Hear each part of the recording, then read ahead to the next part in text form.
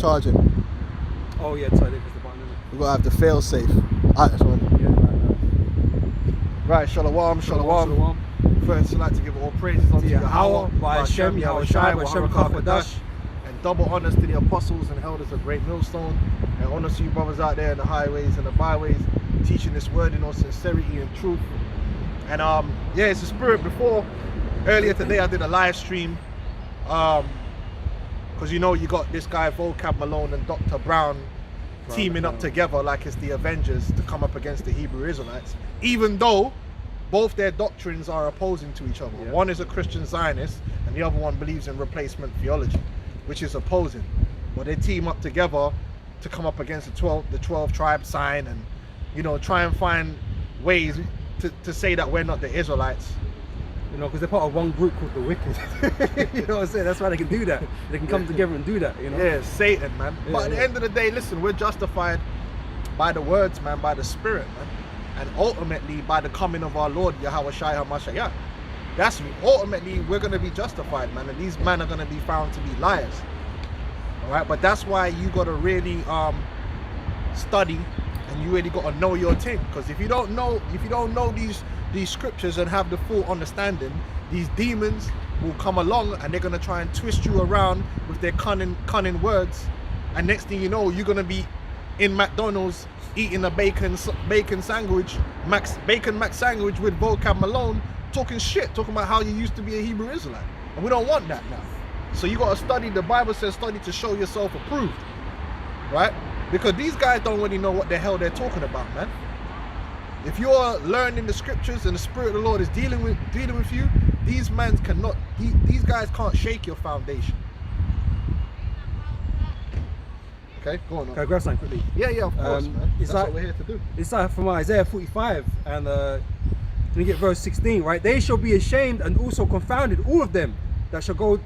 They shall go together. So say, they shall go to confusion together that are makers of idols, right? Because all these demons and that are coming up against, they've got these fucking idols in their mind that they're trying to promote. Jesus, or them Brown don't even believe in the Lord. Them Zionists, man, they don't believe in the Lord.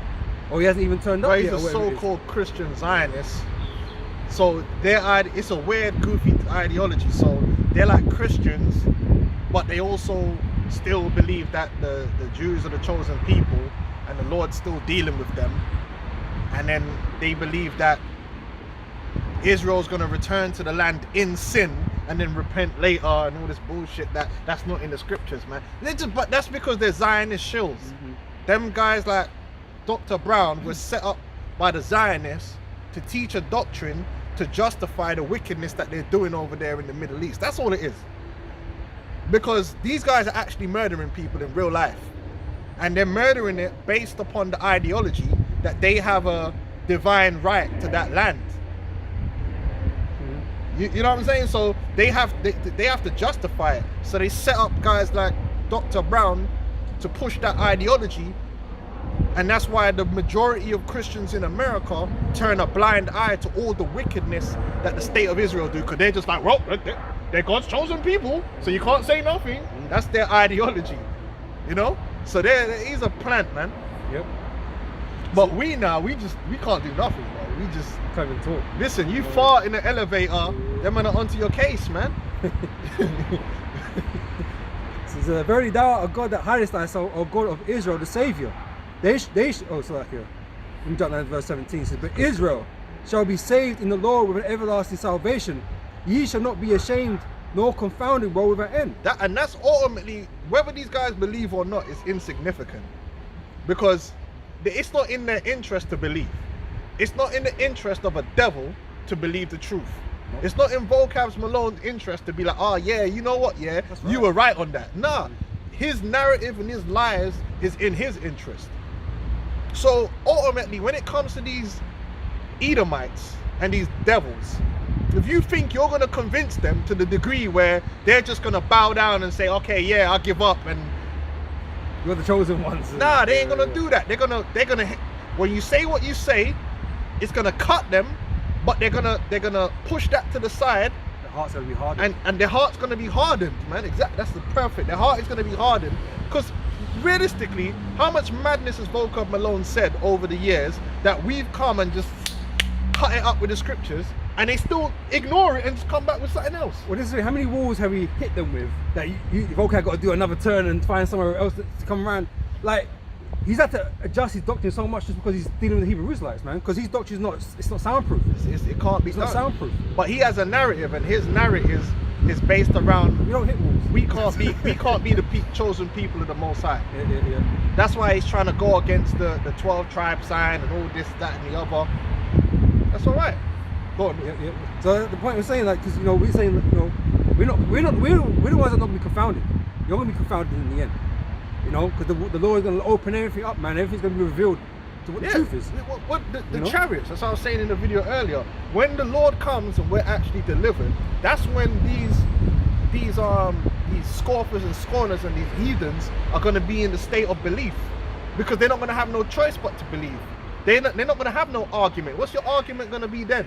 You can't have an argument when we're exalted in glory, when we're actually being delivered and you're getting burnt up with a missile. Break that down. Have a debate about that. So a lot of you, man, you might get worried. Oh, this guy, no. These scoffers are going to scoff until the day that they are destroyed or put into captivity and the Lord returns. They're never going to stop scoffing. They're never going to just admit and lay down and submit themselves. It's for you to admit and lay down and submit yourself to the will of the Heavenly Father. The earnest of belief is on you, you Israelites. The Lord is calling you to believe. He ain't calling these devils to believe. And it shows you the power don't lay with us in terms of convincing anybody, man. The Lord is going to convince all, right? He's going to show himself to all and convince all people what the deal is, man. But it just so happens to be that the Lord has an elect, a chosen few out of the land, out of the nation of Israel that are going to be delivered, man. But everyone's going to be a believer in that day. Oh yeah. Everyone's going to know the truth in that day. We're going to have faith. Yeah. Yeah, let me get this up real quick. Yeah, man, it's all about what you believe, man. A lot of guys fall out the truth, and we've seen it because they get affected by the scoffers. So many people disbelieve and scoff, and they get affected by that. You're not meant to be affected by scoffers and scorners like Volcab and these clowns and these heathens and these people that chat shit. That's meant to be like water off a duck's back. Quickly, sir. Yeah, go on. Romans 3:3. But what if some did not believe? Shall their unbelief make the faith of God without effect? Like, we don't care.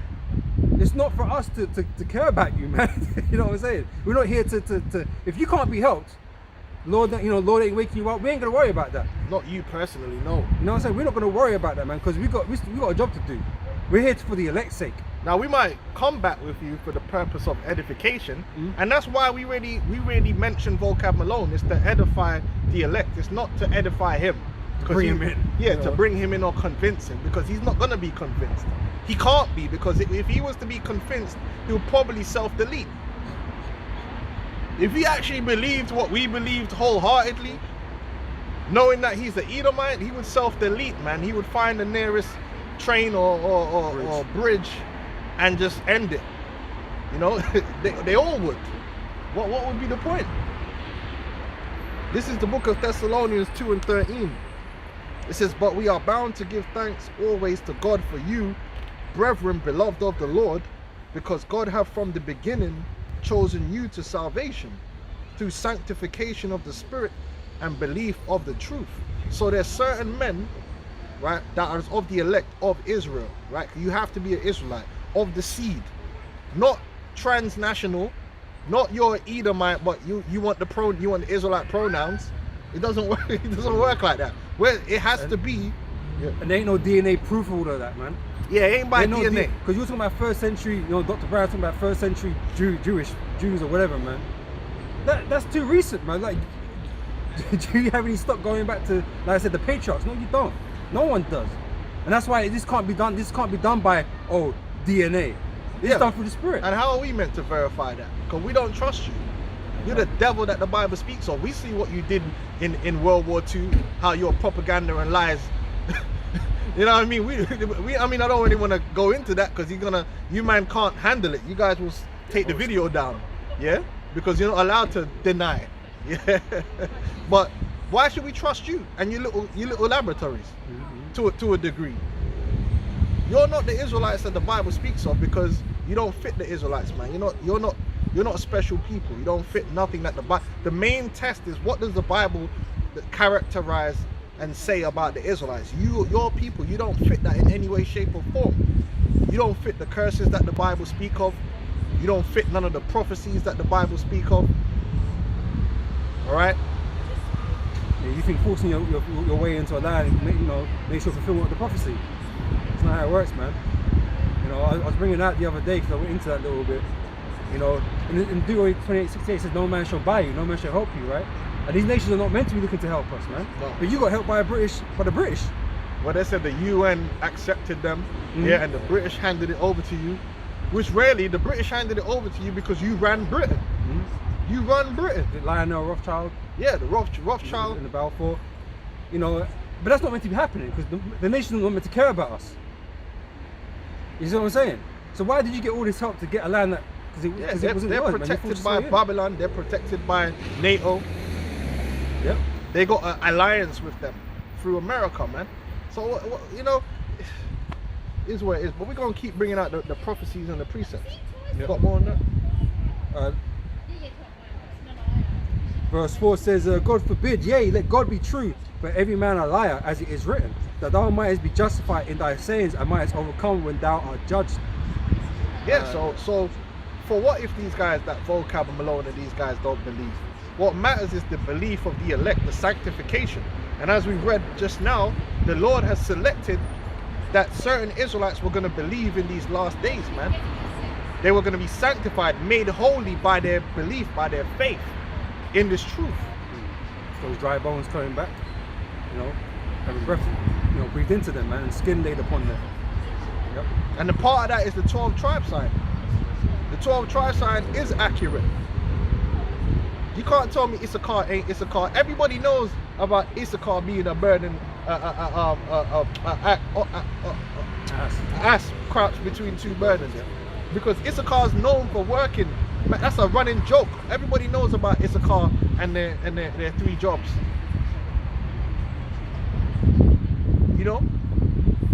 Benjamin, Judah. We know who the tribes are. Gad, Reuben.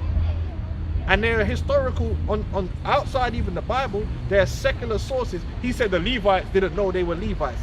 Well, that's not true. There are resources that show that you still had people over in the Americas that knew about their heritage. You killed them. You killed them and destroyed them and subverted them and re-educated them into your lies. This is the truth. You went over to the Americas. Was get that in Ezekiel 5? The Lord shall send unto thee the worst of the heathen. When you went over to the Americas, man, you went over there and you destroyed those peoples. You destroyed their records.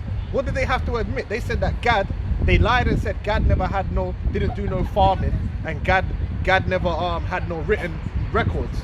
That was a lie. They had written records. You burnt them all. You destroyed their civilization. And then you rewrote history and tried to make it what you want to make it. They come from the Bering Strait. They come from China. What? Did the Native American Indians look like they come from China? What are they talking about? What about them? He said nothing about them is Israelite, but they got fringes though. So what are you talking about? He said nothing about them, but they're wearing fringes. But I know they're not talking no Chinese though. They're moving around like the Israelites in the wilderness, because they never stayed in one place too long. They set up tents. But they're not speaking Chinese though. They're not speaking Mandarin or Cantonese. And why were Hebrew interpreters taken with them to speak to them? Yeah, why weren't they Cantonese interpreting it? Since they come from the Bering Strait, straight from China.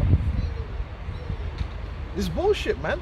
So this is what I'm saying. They say one thing, but then where is the evidence to back up what you're saying? Yeah. There is no evidence. You just said it. Oh yeah, they come from China. Okay, where is the cultural connection between the people of the Americas and China? What, they're doing kung fu? Like where is it? And it's very what's that, misleading, right?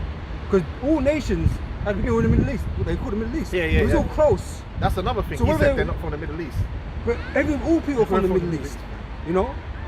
So you saying, oh, they're from China, makes you think about the China man. But Moab wasn't in, let's say, in the land of China back then. Moab was from the Middle East too. You know what I'm saying? So that's my point, right? So to say, oh, they might look a certain way, we all looked a certain way, man. We was all living in the same fucking region, man. Yeah, devil. And mingling and stuff like that. It was all going on, you know. So it's very, like I said, very misleading. What they, you know, when they present this information, you know, these types of information out there, man. You know. Yeah. But ignore all the historical information that shows that they're not Israelites. About Kagan Bullen and the Khazars. They start talking about DNA. Like the DNA is more important than, Which than goes the back records. to a Khazarian, an Edomite. It's funny, innit? What's the point of that? That's nonsensical, man. You can't prove you come from you know, from Jacob or any of the sons of Jacob. You can't. You know, some priest back in the 1st century who was a Khazarian, an Edomite, convert. Yeah, you can do that, but it doesn't make you an Israelite, man. You know. They're on the records, man. That's why it all has to work for the Spirit.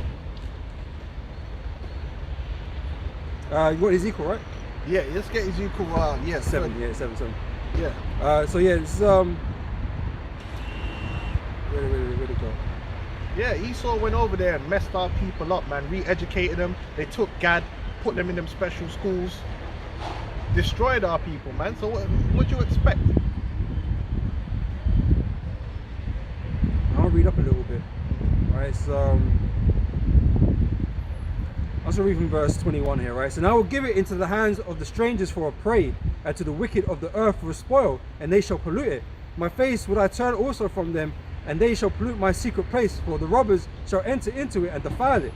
Make a chain, for the land is full of bloody crimes, and the city is full of violence. Wherefore I will bring the worst of the heathen. And that was true. You know, a lot of times they justify the things they did to our people, or they were savages. And to a certain degree, our people were acting like savages to a degree. We're not going to sit Innocent, here and, yeah. and romanticize our people like they weren't doing wickedness. They weren't maybe as wicked as Esau's account, because, you know, Esau's always going to overdo the thing to justify himself. Right? But they'll say, oh, look, the Gadites, they were warring against each other. Yeah, they were.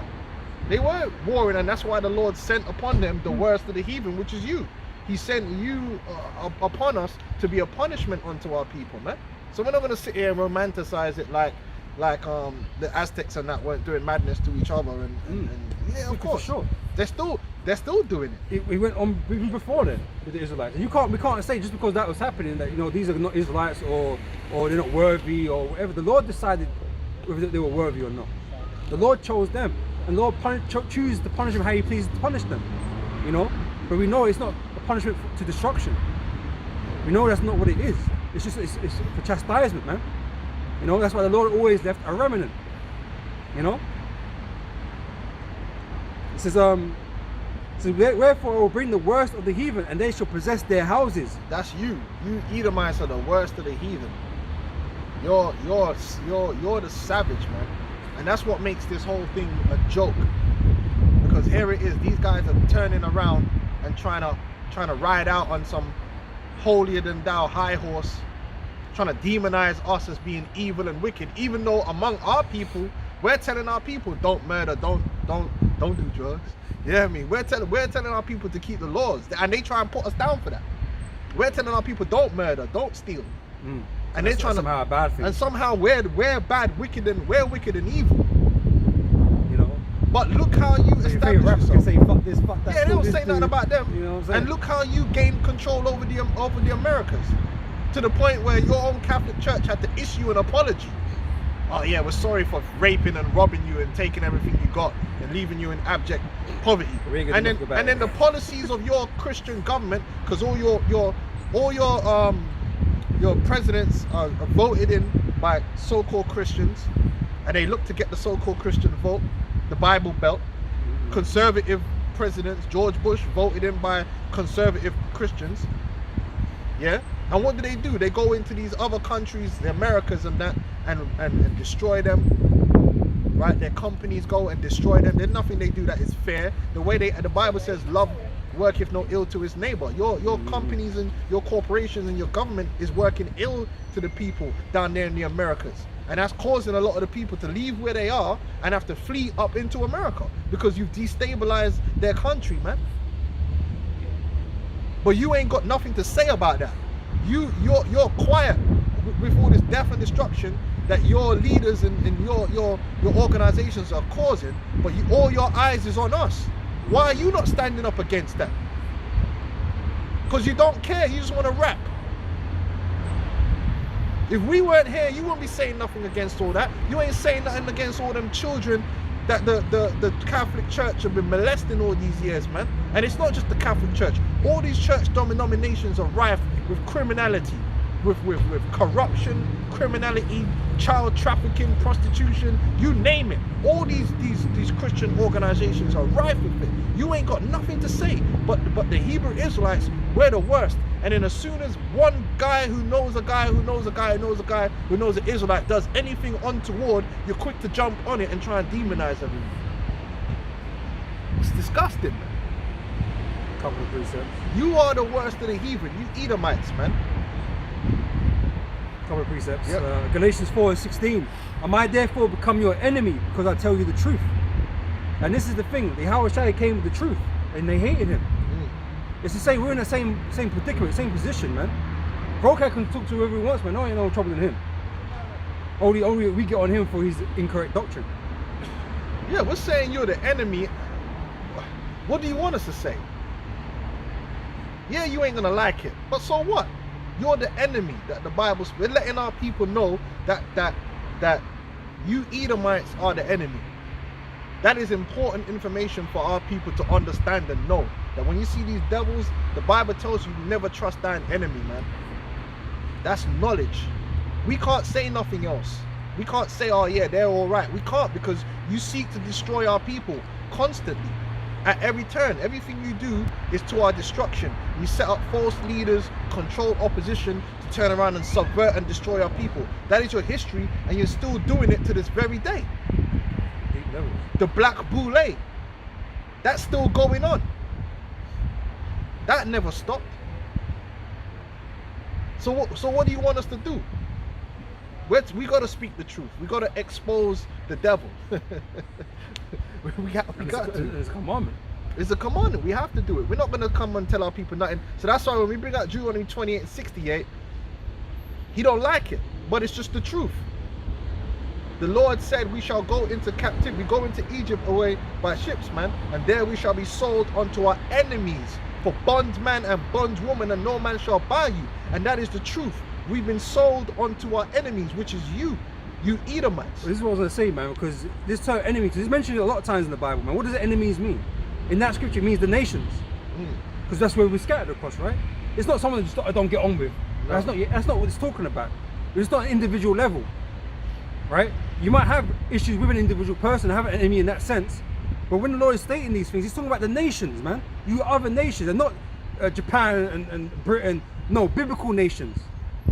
Biblical nations. Which manifest themselves under them structures. Yeah. And why are you our enemy? Because you wish to see us down rather than up. And that's the truth. Because you want to hold your position. You want to hold your position above. And that's just how we're going to be. And that's going off. Right? That's going on, because that's not the Most High said. Deuteronomy 7 verse 6 is we should be above. So you keeping us down, that's going off, man. We're only here to serve punishment, man. But your rightful place is beneath. You know, I have seen servants walking the earth, and servants on horses and princes walking the earth. You know, because that's not where we should inherently be. Right? But that's all going to be changed soon, man. That's what you don't like, because things are going to be changed. Your order of things, how the world is right now, is all going to be changed, man. You know, when Yahushua returns, right? But on and the key is when Yahushua returns. Because you're going to try and make it look like they're trying to fool sign. They're trying to, these guys are like the Nation of Islam. We ain't got nothing to do with the Nation of Islam. Because why do we have nothing to do with the Nation of Islam? Because what we believe in is based upon what's in the Bible. And we're disciplined in that way. And we teach people to be disciplined. And if somebody was to go out and do some foolishness like attack an Edomite or do something like that, we will condemn them. Because the Bible says, man, wait ye upon me. That's out of order. Even if you're in the military, If you're in the military, man, and you get an order to stand down and you go and you do some foolishness, you're going to be reprimanded for that. Because the whole point of being in the military is you follow discipline and orders. Like when in the ancient world, if you were going with the phalanx and you were going with the rank and you broke ranks, you're creating a hole in the army. And on top of that, what if you're waiting for reinforcements to come and flank the enemy, and you engage the enemy early? You could have just messed up the whole thing. Man's like, listen, you gotta wait for my signal. Man's like, fuck that, I'm just gonna go in hard, thinking I'm a hero, and mash up the whole thing. Now everyone's dead. It's the same principle. So the Lord told us, he commanded us to teach. What does it say? Was it Ephesians? Let me get that. He didn't tell us to come out here and go to war physically and fight and all that stuff. Well, it's good to say, man. Our warfare is spiritual, not carnal, man. You know, the weapons of our warfare are spiritual, man. So we're not out here holding tools out here and whatever, man. Trying to get into fights with Esau and all that kind of stuff, because it's not going to be productive. Yeah. It's happened in the past. And Zealots tried to do things and that, but nothing worked out because it wasn't meant to work out. And that can happen. And if someone does that, they're not following the doctrine. They're doing that of their own accord. And again, that happened. So basically then, what you're doing is then, you would have been one of them guys back in Rome that when them vagabonds and that would go out and attack the Roman soldiers, oh see, it's all of them, it's all the Hebrew Israelites. No, it was just them. It was the Zealots. Because Paul and them weren't into that. Nope. So are you going to say because you had Zealots back then that Paul and them are included in that? No. So why are you trying to demonize us and make it look like we're some crazy dudes, extremists and all that we're going to go out there and start? No, we condemn that. It's good to say impatience possesses your souls. Yeah. We have to suffer. Yeah. You know, we have to suffer under this captivity. This is 2 Timothy 4:2. This is what we're commanded to do. Preach the word. Preach the word, be instant in season, out of season, reprove, rebuke, exhort with all long suffering and doctrine. And that's what we do. We're not the Taliban. You know what I'm saying? Like, but that's how, that's how he's trying to demonize us and make it look like this is what we're gonna become. No, our doctrine is solely predicated on the return of our Messiah. Our doctrine isn't about us saving ourselves or amassing an army and saving ourselves. In fact, let me get it. I was gonna say, man, the time that we're going to become a problem physically is when we can throw a tank, okay? And you obviously don't believe that, right? You don't believe in the supernatural stuff, right? That is the time when there's going to be a problem to you. All right. Until that point, man, all we're here to do is teach. Yeah, until the time as we're resurrected. We're peaceable. You got something? I got something real quick. Colossians 3:1. If ye then be risen with Hamashiach, seek those things which are above, where Hamashiach sitteth on the right hand of God. So we're spiritual, meaning we're not, even though the kingdom of heaven is going to be on earth, and we desire those earthly things in the kingdom. Right now, our heart, we know that the things here are not for us, it's for you. So we're not, if we were to be carnal, yeah, we would do carnal things, meaning, oh, there's some Edomite, yeah, let me go clap him in the jaw and take his wallet. Nah, we're not meant to do that. That would be you basically setting your minds on these earthly things in a carnal manner. Oh yeah, them Edomites, they got this, they got that, I'm gonna go rob them, or I'm gonna go this, or I'm gonna get some weapons, and we're gonna go take from them. No, we're not meant to be carnal minded. Our mind is supposed to be on the spiritual things, and then we will be rewarded here by the Lord.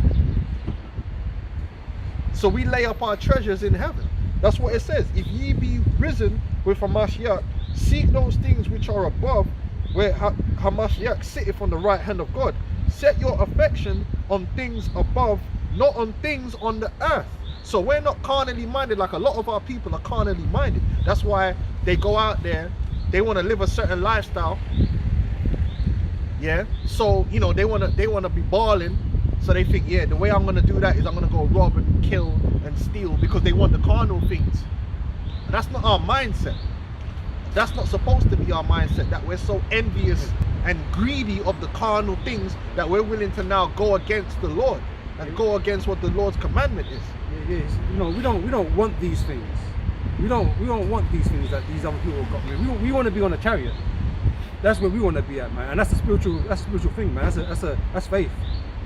You know, because ain't no, I can't just go get a chariot. You know what I'm saying? We have to wait upon them. You know, and then we're gonna get, because we, at the end of the day, yeah, the earthly things is in our desire, but it's spiritual. It's in the future. It's not now. We don't want your Ferrari. We don't want your Lamborghini, because that's what would cause a man to go and do such things. We're not teaching that. Our doctrine is not to get now. You know, the temporal things. Oh yeah. I want the finer things in life. Listen, when for ye are dead, and your life is hid with Hamashiach in God. So we're dead to this world. Yeah? It says, when Hamashiach, who is our life, shall appear, then shall ye also appear with him in glory. So the glory doesn't come now. You got the glory right now. It comes later. That comes later. Yeah. The Edomites, you got the glory, you got the power and the prestige. Thank you. You got the power and the prestige right now. Right? That's going to come later when the Lord comes back. So really, ultimately, we're not a threat to no one. Ultimately, not on a carnal level, because we're not desiring to take anything from you right now. This is your time. Esau is the end of the world, so you're going to have the end. Jacob is the beginning of it, which is thereafter. So ultimately the point is, this is all about Yahweh Shai for us. Now, these other militant groups that you can point to that have become violent, they're not about Yahweh Shai and his second coming. They're about something that they want to achieve here and now.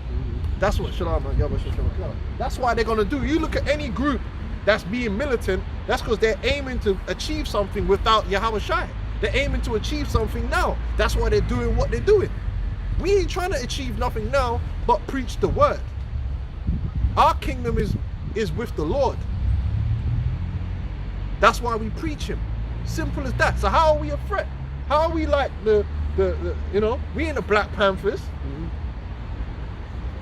Black Panthers didn't believe in the Messiah and his second coming.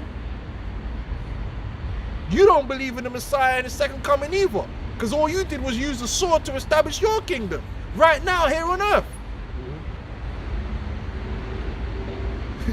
We know you don't believe in no Messiah. Because I was gonna say, man, because the truth, really, the real truth is that you're more of a threat to us in terms of physical harm. Yeah. You know, we ain't here trying to harm nobody, but we've had people try and do things to us, and we know when the time to come, you're gonna try and do things to us, man. You're gonna try and take us out, man, because that's all prophecy. Well, that's why you're trying to that's why you're setting a narrative to demonize us in the eyes of the world, because you know that there's a power structure out there that you can set upon us. That's why you're trying to demonize us, man, because you really want the big boys to come and roll up and take care of us and take us off the streets. That's what you want. That's what you're setting up. Or mob, you know, so-called mob justice or whatever, man. You're the threat. You're the killer. That's right. Can I just grab this quickly on that point? Matthew 24:9 said, "They shall deliver you up to be afflicted and shall kill you." So we're more likely to be killed than to kill. Yeah. You know what I'm saying? Because of your hate. It's not that we're not really the hateful in the scope of everything, man. We're just bringing you the truth, right? Yeah, we hate you devils, man, but we don't hate like you hate, man. You're the next level fucking hater. We don't hate unto wickedness, on you know, you can hate in righteousness. You know what I'm saying? We don't hate. That's why we're not overwhelmed in our emotions. We're not just gonna go out there and do something which is against the Lord. And if you read the book of Romans, the 13th chapter, Paul wasn't being a sellout. Paul was just telling people what time it was. Listen, it's not our kingdom, so we're not supposed to resist the powers. We're not here trying to be what's the word, like the man in France are. What's the word? Revolutionary. Nah, what's them dons called again? The word 2 Esdras 15. Seditious. Oh. We're not out here trying to be seditious. If the police came right now, we'd have to obey the police. Yes, sir, what are you doing? Okay, this is what we're doing. And if they tried any foolishness, said we had to move on, then we'll just move on. We're not gonna start duking it out and rolling around on the floor with the police and being seditious. Oh, fuck you, man, and all this stuff. Agree adversary wise in the way. Yeah, That's what it be. we're not seditious in Use that wisdom, way. you know. We're like, be wise as serpents, harmless as doves. I send you out there as lambs For wolves. before the wolves. And we've had that. We've had every time we've interacted with the police, there's no record of the police saying, oh, he's resisting arrest, man, had to taser him, or they had to shoot. We've had many altercations with the police, man. Me and this brother, the police rolled up on us. By the time the police left, they said we were upstanding citizens. Am I lying? No, Hey, out of the mouth of two witnesses, man. They rolled up. You know, they thought it was, yeah, Ramar was there, Elder Ramar, and they thought it was smoky. They thought, oh yeah, these guys are seditious, they're about to do, and we were like, nah, like, listen, we're just reading the Bible. Someone lied, someone slandered. Someone slandered us, man, yeah. Like, probably some vocab like. And then in the end, by the end of it, the guy said, oh, you guys are upstanding citizens, and they left us alone because they could see that we're not violent, we're not trying to do nothing like that. And then there was another time when they rolled up on us down Oxford Circus, and they really wanted to take us away. And then it ended up that the chief of police, which was a woman, came down. The chief of that area, she came down and she talked to us, and she said, oh, what you guys are doing is good. I only ask that you pray for me. You remember that? Because she see like, rah, these guys ain't doing, they're blameless. The Bible tells us that we're supposed to be blameless. That the Bible says, suffer not as an evildoer. So we're not going to be stealing and robbing and murdering. And no, they're not supposed to have nothing to say against us except of that which we teach. Let's read that again. Yep. They're not supposed to be able to say, oh, them mans are stealing, or them men are running around attacking and beating people up. Or that. No, if they do, it's supposed to be lies, just like Yahweh Shai. Yahweh Shai didn't break no laws. Yep. So they had to lie and said he was doing this and doing that. Just like they say we're rapists, man. They had to lie. Yeah. Oh, these guys are rapists, this, that. Pedophiles and all this shit. They have to lie, man. But where's your evidence of that, my man? Yep. It says, then shall I deliver you up to be afflicted, and shall kill you, and ye shall be hated of all nations for my name's sake. We're hated for the name's sake of Yahweh Shai. Now, what does that mean? Because what comes with the name's sake? The doctrine, what we teach, the truth that we teach. That's why the people hate us. Because of the doctrine which is of Yahweh Shai. That's exactly what's going on. It's exactly what's going on, man. You know? You don't like us because of that. It's not because we're known to be violent, and because if we was known to be violent, they would have tried to take us off the street and do something to us, man. Yep. So, and then shall many be offended, and shall betray one another, and shall hate one another.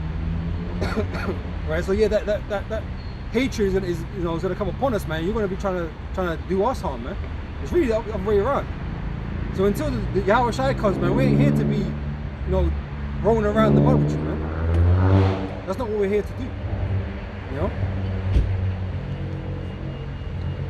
Yeah. Get Romans the 13th chapter real quick.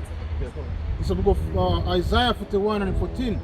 Fear not, thou womb Jacob, and ye men of Israel. I will help thee, said the Lord, and thy Redeemer, the Holy One of Israel. We're looking for the Lord for help. We're looking for the Lord. We're not looking to help ourselves because we know we can't. The Bible says that we're going to be delivered from an enemy which is too strong for us. Mm-hmm. So we are humbling ourselves, and that's what this doctrine is ultimately about, humbling ourselves. Because guess what? What happened with the Israelites, with the Babylonians? They filled themselves with pride. They thought they were too big and bad. They thought they had it all going on, and then the Babylonians came and destroyed them in their pride. We're learning that, look, man, it's not about pride. We have to humble ourselves and understand that, listen, the Lord, we leave it all at the mercy seat of the Lord, basically. The Lord is going to come, and we'll humble ourselves, and the Lord will deliver us. We're not going to deliver ourselves, because when we deliver ourselves, then guess what? We start getting proud. Oh, yeah, I did it because I'm John Wick. To the Most High. Then he don't give the glory to the Lord. But the glory is going to go 100% to the Lord. Undoubtedly. Because he's going to come back and make it happen. Not us. We're not gonna make it happen. in a magnificent way. Terrible fashion for you. Something that couldn't be achieved by a man. You know what I'm saying? Yeah, the You don't see it chariots, all. man. That's why it's written in there, in righteousness, he's gonna judge and make war. He's gonna thresh the heathen, not us. That's why we don't glorify ourselves. Now, there is gonna come a point where the Lord is gonna use us, but it's still not, it's ultimately not us. It's gonna be apparent that the Lord is the one that endued us with his power. Not because man just rise up with AK and rifle and started busting off shot. Cause that's a man's power. You feel me? That's a man's power. Rifle shot. And an inferior power at that. You know? Because what we're gonna have is superior in the spirit. You know, these rifles that man are rolling around because they think they're bad because they got them. They ain't gonna do nothing to the angels, and you know, they can't do nothing. Alright? Behold, I will make thee a new sharp threshing instrument, having teeth. Thou shalt thresh the mountains and beat them small. In our current condition, man, we couldn't do shit. Yeah, we're not. You know what Yeah, I'm saying? we're not. We're damn bad. We can't do that. We're not preparing to do that. You know? There's no way we can do that unless it's the Lord that's going to renew us with strength and bring us up on a level. Transform us, as the scripture say. In the twinkling of an eye, shall be changed. You know, in this condition that we're in now, man, like, you know, man ain't running too far, man ain't fighting for too long. And it said fresh the mountains. That's taking down Down governments, nations, man, yeah. and nations, man. Yeah. That's a lot different than this on your little block popping off hand to hand with some random Edomite. This talking about taking down nations, man. Come on, man. That's the Lord's job. Yeah, because we're the Lord's hosts, right? That's what the Lord called us when we came out of Egypt, right? The armies, right? He brought us out in our armies, right? But we're not a physically fit army. You know what I'm saying? So the Lord has to change us, man. You know, to do all that stuff. Yep. And beat them small, and shall make the hills as chaff. Thou shalt fan them, and the wind shall carry them away, and the whirlwind shall scatter them. And thou shalt rejoice in the Lord. and Rejoice in the Lord, man. For the Lord is the one that's going to give us this victory that's coming, man. So we always got to give glory unto Yahweh Shem Yahweh Shai, glorify Yahweh Shai, and we do. And we let it be known that Yahweh Shai, doesn't the Bible say that he is the author and finisher of our faith? Well, the patience and the faith of the saints is for you devils to be destroyed, man, and captivated, and us to be glorified. So our faith, the Lord is the one that's going to make all that happen, not us. We ain't going to do it ourselves. So who's the real threat? Really, the real threat is Yahweh Shai. That's the real threat. That's what you really got to be dealing with. It's his victory. He's the conqueror, the conquering lion of the tribe of Judah. You're done out here, man. You're out here on YouTube trying to come against us, man. You already lost. and shall glory in the Holy One of Israel. That's right. What's that? Yeah. 2 Corinthians 10 and 3. For we walk in the flesh, we do not war after the flesh. See there. You get me? You walk in the flesh, but we do not war after the flesh, man. We're not out here trying to amass guns and armies and boot camp and this, that, and the other. And you know, that's not what it is. If you look at the way we're set up to teach. We're set up to learn. Was it each one teach one? We're set up to learn this thing. Look at the sheer volume of videos that the brothers put up, man. Yeah. You know, that was in the positive. Obviously, that's what we're here to do, teach. And it's not military videos. It's not military. It's not militant. How videos. to clean your Glock. Yeah, how to clean your Glock. Your guerrilla tactics. Yeah. You got a bunch of Edomite videos doing that, though. Yeah. You But know? Edomites, yeah, them, Yeah, them, they got you know, theirs in that lot. what they call them, the militia. Yeah, militia the groups. Patriots. The Yeah, Patriots yeah. and them good Christian folk, yeah. Gosh darn it. Hey, Judas, bring my rifle. Anyway, go ahead. It says, for the weapons of our warfare are not carnal, but mighty through God to the pulling down of strongholds. You know, to casting down the imagination of every high thing that exalteth itself against the knowledge of God. That's you, vocab. You're being cast down, you and your light, and it's been happening for years. Every time you guys come up against us in the sight of all men, you really get defeated and bust down with these scriptures, and then you have to start bawling like, it's Hebrew hopscotch. Why are you reading out the Old Testament and start moving like Freeway? You know, Freeway, we're getting mad. Put a beat on. Ain't nobody gonna put a beat on. You getting miracled up. You know, you go back to the drawing board and you come again. And you come again. That's what you do. You're You're a returner. you're like on Chisora, man. Man's got like 50 losses, War Chisora, but he gonna do a pay-per-view. Come back in the fight You again. gonna come back again, man. Then people just, you know, and get bashed up again. You know what I'm saying? And then he'll come back again, man, and just adding up them losses. A journeyman. You are. Yeah, but these Christians are like journeymen. Mhm. They're just out there getting beat up, and then as long as you don't get knocked out, then you could fight again within the month. You get knocked out, you got to take 2-3 months off. But you're gonna fight again, and then they're gonna put you in against another prospect, and you're gonna get whooped up again. And that's why you're actually gonna come do the finishing blows, man. End your career, retire you, take man. You out. That's how these guys are, man. We've already destroyed these. Every time they say something, we go in the scriptures and just cut them up. He's a shot fighter. Shot to pieces, man. Oh, God loves everyone. Then we bring out the scripture directly telling you we don't, Yeah. and then it's like everyone Oh. forgets that we already done destroyed this guy. Come on, man. This is Yeah. this is casting down the imagination of every high thing that exalts itself against the knowledge of God. Islam, we done dealt with that. Them guys got dealt. We don't even deal with them guys no more like that because. What's the point? But we skirtled and myrtled them guys off, man. The black unconsciousness, polite got skirtled and myrtled, and we done dealt with all these guys, man. Who can come? Anyone that's come up against this word for the spirit of power, Yahweh Hashem Yahushai, they've been destroyed, man. And it's on tape, it's on camera. We ain't been confounded. Who's confounded the Hebrew Israelites? Not when it comes to these scriptures. Even though I have to return, you know, come back again. No, we dealt with it, man. You know? So it is, right? This is a verse, carry on, it says, and bringing in captivity every thought to the obedience of Yahweh Shai, and having it in a readiness to revenge all disobedience when your obedience is fulfilled. We have to fulfill our obedience. That's part of our doctrine. So our obedience is basically what? Repent, No. humble ourselves, right? Love our neighbor and perform the work of the ministry. Because right now we've been commanded to be under the discipline of the ministry.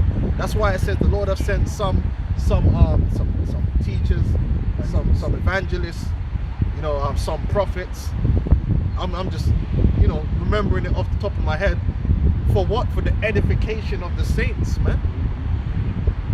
That's what we're really set up to do. Our obedience right now is to edify the saints. We're not here to take down kingdoms physically. We're here to break down all these lies, to expose the works of darkness. Like we were talking before camp, and what we were breaking down to each other, like Esau and all the wickedness Esau's doing. And that's what we're out here to do, to shine the light on all the wickedness Esau's doing, to the wickedness of show our people their transgressions and teach the truth. Let our people know the right order of things, man. Exposing the lies, the feminism, the demonology, all that, man. The unfruitful works of darkness, man. Expose it. Expose the lies in the history. You know, that's what we're doing out here, man. This is the truth. We have to expose the truth. You know, we have to put the truth out there. Hey, the Lord said, let your light so shine before men, man. That's right. Another switch quickly. 2 Timothy chapter 2 verse 3. So thou therefore endure hardness as a good soldier. Right, so we have to endure hardness. We have to deal with this, you know, being here, dealing with you know, these devils, and you know, and holding it down. Being uncomfortable, because it is uncomfortable when you hear the folly of the wicked. When you hear the lies, it does vex you to a degree at some point. But you have to bear with it, man, and just continue on and just continue to teach the truth. Because really, we want to shut you up. You know, the flesh. Sometimes in the flesh, you have to be honest, man. Sometimes you're like, listen, man. You know, the flesh is, you know, when you get angry, you wanna act out. You know, when you hear a violator violating, you wanna, you know. But then that's the spirit. The spirit is like, yo, you know, you need to chill, relax, man. The Lord is gonna perform His work on this man. That's why the scripture turn around and say, fret not because of evildoers. Because vocabs, these scoffers and scorners, they're evildoers. These Edomites and all these wicked heathens, they're evildoers. But we can't let ourselves get too caught up in the fact of what they're doing, because you lose your mind. You gotta just be like, listen, man, they're gonna get what's coming to them. God is not mocked. Whatsoever a man sow, he shall surely reap. That's the spirit you gotta have, and that allows you to be patient, man. Yeah. All right. Go on. Yeah. So like I said, hey, we're soldiers, but our command right now is to hold the line. Oh. You know what I mean? We're not out here, trying to war. We're out holding the line because we've been waiting for our king, our leader, to turn up to the battle. He's the one going to start to initiate that warfare. So we just got to hold the line. As we're commanded to hold the line. So that's what we're doing, man. And make our people in readiness. So Yep. how can you make a man ready? Well, in war, one of the ways to make a man ready is you identify the enemy and you instill the right vibration. Even if you're gonna do boxing, right? You can't like say like AJ right now, he's the landlord, yeah. Femi is fighting tonight. Now, do you think mentally they're preparing Femi to fight Franklin by perceiving him to be a friend? Do you think that's the right man? He's got to fight this guy. Do you think during the whole camp they were like, yeah, he's your brother, he's your friend, he's your brother from another mother? No, they're putting him in readiness. They're like, listen, this guy's trying to take food off your table. He's trying to, do you know what I mean? So your mindset is like, listen, when that bell goes, I'm not going to fight him now, so I could be at the press conference standing, but when you're looking man in the eye, you're like, listen, man, if they blew a bell right now, I'll take you out. That's the mentality that you got to have in war. Well, them fighters are always on edge anyway. The press conferences and that, man. Yeah. Like, sometimes like They don't want to be friendly, man, because they know that, listen, I got to be in readiness. Hey, it's that Eye of the Tiger shit, man. Yep. Ready to rip up, man. Tear a man up, but under discipline. And the same thing it goes to soldiers in war. If you go into like, when you're preparing the young men to go to war, you're gonna be like, yeah, them Philistines over there, like they're heathen. You're gonna put them in readiness, so that when the sound of war goes off, you ain't gotta get them ready. They're ready already to start chopping people up. So in a way, we are putting them into our minds of our people to be against, to be adversarial to the adversary, to be in readiness mentally. Yep. That look, this person's the enemy, and when it's goal time, it's goal time, and there's nothing wrong with that, because we just read it. He just read it. Being in all readiness to revenge all disobedience when our obedience is fulfilled, and that's why our mindset becomes adversarial to this world, to the wicked. That's a readiness mindset. That at any time the trumpet can blow, we ain't got to get ready. We already fucking hate this place and want this place to be destroyed, and hate these heathens and want to put them in captivity. We ain't got to get ready and go through a procedure to want to put these devils in slavery. Yeah, you got to be in a particular frame of mind to go to war, man. You can't do that if you're used to sitting on your fucking sofa, bro, not caring about night. You gotta be like, listen, these men are the devil. These men are the enemy. So that's part of it too. Because the Lord gonna come as a thief in the night, right? So you have to be ready. You gotta be ready, man. It said that, man, being in all readiness to revenge disobedience when our obedience is fulfilled, man. So that means like you're gonna be like, to hell with the 2/3. You're already just writing them off in your mind. Like, these men are gone. They got to go. You don't want to accept it. You gotta go. That's part of the doctrine. You got to come to terms with it. That's one of the things you learn in this truth. You come to terms with the fact that the majority of our people ain't gonna make it. They're gonna have to be removed out of the way. That's part of being ready in the mind, mentally prepared to deal with that. Deal with the fact that your own family members are gonna have to go. You have to be mentally prepared and ready for that. Can't lie to you and say, oh, everything's gonna be okay and everything's gonna be nice. It says some of your family members are about telling you in and all that kind of stuff. You got to be prepared for that, man. Prepared, man. That's why everything's at arm's length for us, man. You might have family members around, man, but they ain't really with you like that. So you keep man at arm's length. You're not trying to be too. You got like goofy family members, people turning lesbians and all kind of madness, man. You gotta be like, listen, man. Hope you ain't gonna make it, man. Yeah. And then you get over it. That Terminator. The The next day came. It became funny. What's it? Get over it. Yeah, you gotta come to terms with things, man. I felt bad. Get over it. Yeah, that was a bar, man. That's it. Just get over it, man. When you first come in the truth, man, you flimsy. you know, man, someone tells you the white man's the devil, and you're all like, Feels oh, like you know, I'm not sure, man. What, all of my them? friend. You know, yeah. But then after a while, you're like, So what? It matters not, you know, because most people are going to be destroyed or put into slavery anyway, man. And that's just, you got to worry about yourself first. Get this truth for yourself first. yeah, man, fuck the enemy, You know, man. if you know, if they don't want to catch this truth, then that's on them, man. You know, but that's what we do. We blow the trumpet. Who got ears to hear shall hear, man. And then you're gonna get You ready. know? You get your mental. yourself. You prepare yourself mentally, man, for what's about to go down. Mm-hmm. Fuck these devils, man. Yep. That's what I do. So book of Luke 9 and 20, 23. And he said to them, oh, if any man will come after me, let him deny himself and take up his cross daily and follow me. But whosoever... Again, it's not about ourselves, it's about how we feel. You know, deny yourself. This ain't about us, it ain't about you. You're gonna have to suffer. That's what it means. To take up your cross means you're gonna have to sacrifice. Yes, You're right. gonna have to suffer. You're gonna have to show patience. And part of that suffering is being in an adversarial state of mind to the world is a form of suffering, because you're not really at peace. You're in a war mindset, you know? So it's like, you know what I mean? You're like, fuck this and fuck that, and I can't do this and I can't do that. Vexed, or a lot vexed with the film. And a lot of men can't handle it. They can't balance themselves, and they go back into the world because of that. Because like, you know what, man, I'm tired of just Like this. I don't want to remember nothing, you know. And they just want to go along to get along, because it's a lot easier ride when you're going along to get along. When you got to be adversarial and Discomfort. it's discomforting, man, because you're not in your place. You can't feel at ease, innit? That's right. But it is what it is. And that's exactly how it's supposed to be.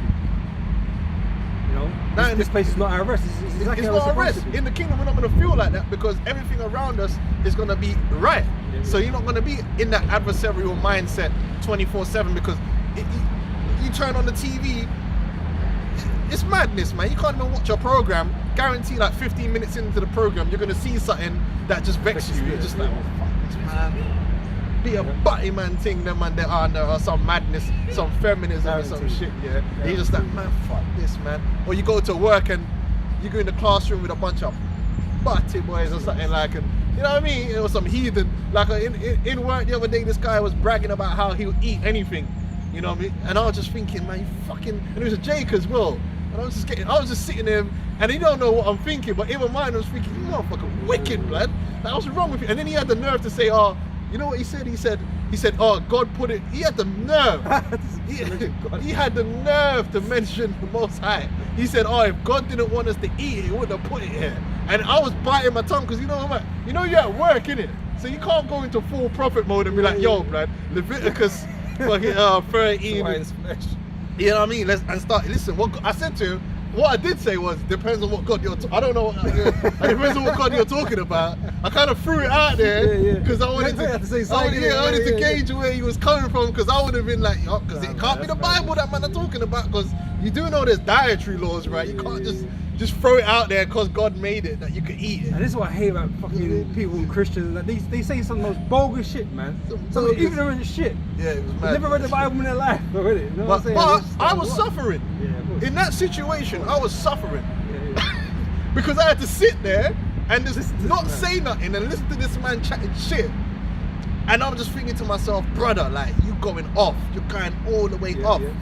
Again, vexed with the filthy conversations. Vexed with the Wicked. filthy conversation, man, and you can't say nothing. He's like, I was saying to you the other week, man, going into Tesco and things like that, man. It irks me sometimes. I walk past the meat aisle, the chilled meats aisle, just full of pork, man. I'm like, what the fuck is this even doing here, man? I just, not like it's very vexed me, but it's like, it irks me. It's like, Take what the it and hell, just man? start having it off the Because there's a fucking lot. cow, There's a man. lot of fucking pork on the shelves. Yeah, in yeah, Britain, it's man. violation. Like, a lot. Even I had to sit You there gotta and you do... gotta find the chicken, you gotta find the beef, you know what I mean? There's loads of fucking pork Oh, the everywhere. sausages, there's not enough beef sausages, Yeah, no, man. you It's a know what I'm violation. saying? And you know, I had to sit there and do the equality training, innit? Oh, yeah, yeah, man, yeah. it was painful, blood. And they were all trying to cap for LGBT and all Transgender that, and things inclusiveness, and if you're offended, this, and I'm just sitting there like,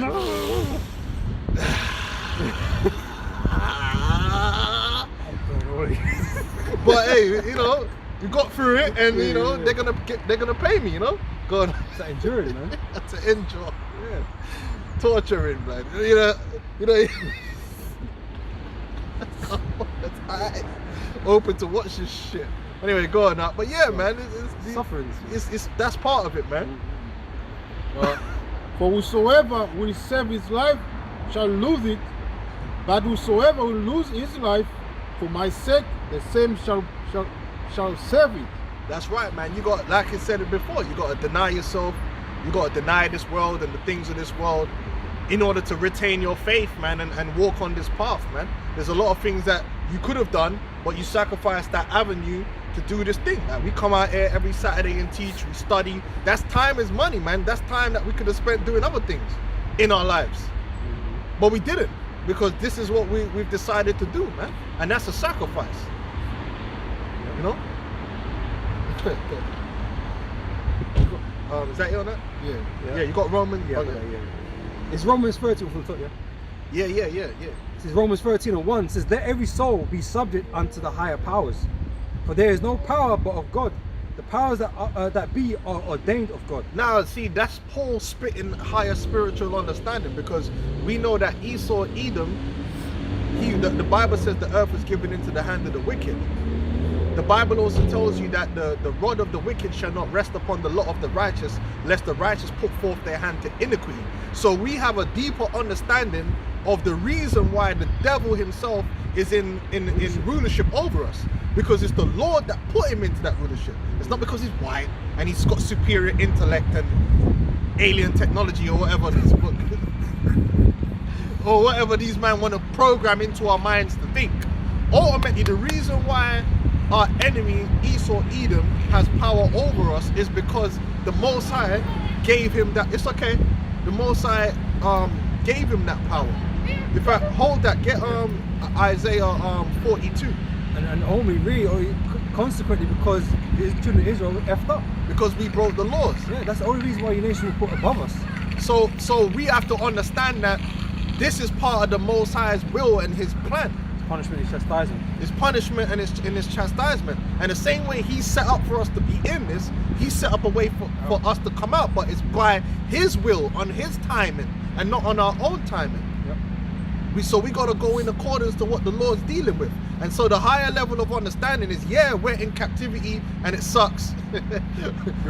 But at the same time, in order to get out of this captivity, we got to follow the protocols. And part of that is understanding that, listen, we're not just gonna fight our way out of this just like that. We gotta humble ourselves, man, to the judgment. So that means you gotta sign in to go work or whatever. And if the Edomite boss tells you gotta do something which is within the employment, because we're not saying to be like a fucking, you go to work and Esau says bend over and take it up the arse, you're just gonna just do that. Like, obviously within even his own kingdom, he's got rules, isn't it? So there's something called employment law. And you can refuse a command if it's not reasonable and it breaks health and safety. Remember that, yeah? So that we're not saying just go to work and whatever some Edomite says do. But at the same time, yeah, if you're fucking working in a bar and the Edomite says you need to wash the glasses and shit, and that's in your job description, then what the fuck, you gonna have to wash them glasses, bro. You better do them good too, do a good job. Or you do it twice. Yeah, because that's what we're here to, we've got to serve captivity. This brother here, he works, he got to do a good job. Can't just do half a job, you got to do the job properly, man. As a man, I got to do my job properly, man. A lot of you, Jake, make an excuse, go to work, don't do the job properly and wonder why you ain't getting a promotion. Because you're being an asshole, man. There's a scripture that says about whatever thou doest, do it more like might. Yeah. We're not here to be fucking fuck ups, man. Yeah, if you're a carpenter, do a good fucking job. It don't matter if it's an Edomite. It's an Edomite, so I ain't gonna do the job. Do the fucking job properly, man. But the point is that we're here to work and to do what we got to do. Can't, oh no, fuck you, man. You're an Edomite. It's like captivity. You had certain brothers talking about, oh, I don't want to work because I ain't gonna want an Edomite telling me what to do. The fuck is you talking? And I've actually heard brothers say that, man. And I had to rebuke. What the fuck is you talking about? So what now? You ain't got a job now, and then so now you need help, and you expecting me to give you money? Well, where do you think that money came from? Work. So I gotta go work. I gotta take the shit, yeah. So fuck you, man. You better go get yourself a job, man. You better go ask the white boy, please, sir. You're going to ask for extra pay for the brother. Yeah, man, I'm doing overtime with this devil, man. Hey, go. Hey, where you at? Yeah, just start from the point, man. Further down here, verse 22. Yeah, some brothers going on, oh, I don't want to go work, I don't want to work for this white. No, but guess what? Unless you're gonna go unemployed or not self-employed or something, and even if you're self-employed, you're gonna find yourself probably doing a job for the white man. He's gonna pay you. Company. Yeah, so do the fucking work. You're in captivity now. You don't want to. But we're slaves regardless. We're slaves, you know what man. I mean? Like, it is what it is, man. It is, man. You gotta do what you gotta do. You can't let the pride of this, your pride sort of like, I ain't gonna do that then. Just cause you know the truth or whatever. It don't mean like you're exempt from the curses. Yeah. You gotta do what you gotta do and do a good job, man. Yeah. Yeah, no need to get fired unnecessarily. We don't have to be a suck up, you know what I mean? But do your job. And that's why we get promoted. And you don't. Yeah? Man's need us, you know, we're the good slaves, man. This is like this. Hey, but that's some trick knowledge for you. If you ever go into a job, you work yourself into a position where Esau can't really get rid of you, man. Esau needs you because you're so good, he can't replace you. Because it's hard to find good workers, man. Was Daniel a coon because he was working for the Babylonians? You gotta do your job properly, man. But niggas go turn up late all the time, do half a job, and then when they get fired, they call the white man the devil. You know, I'm being serious. Guys do that. Oh, the white man's the devil, man, because he was up. Bro, you turned up late 5 times this week, and Esau on your ass, and you're calling him the devil. Motherfucker, get to work on time. How about you do that, innit? You know what I'm saying? Anyway, go on, man. Hey, niggas sometime, man. Something else, man. I'll fire you as well.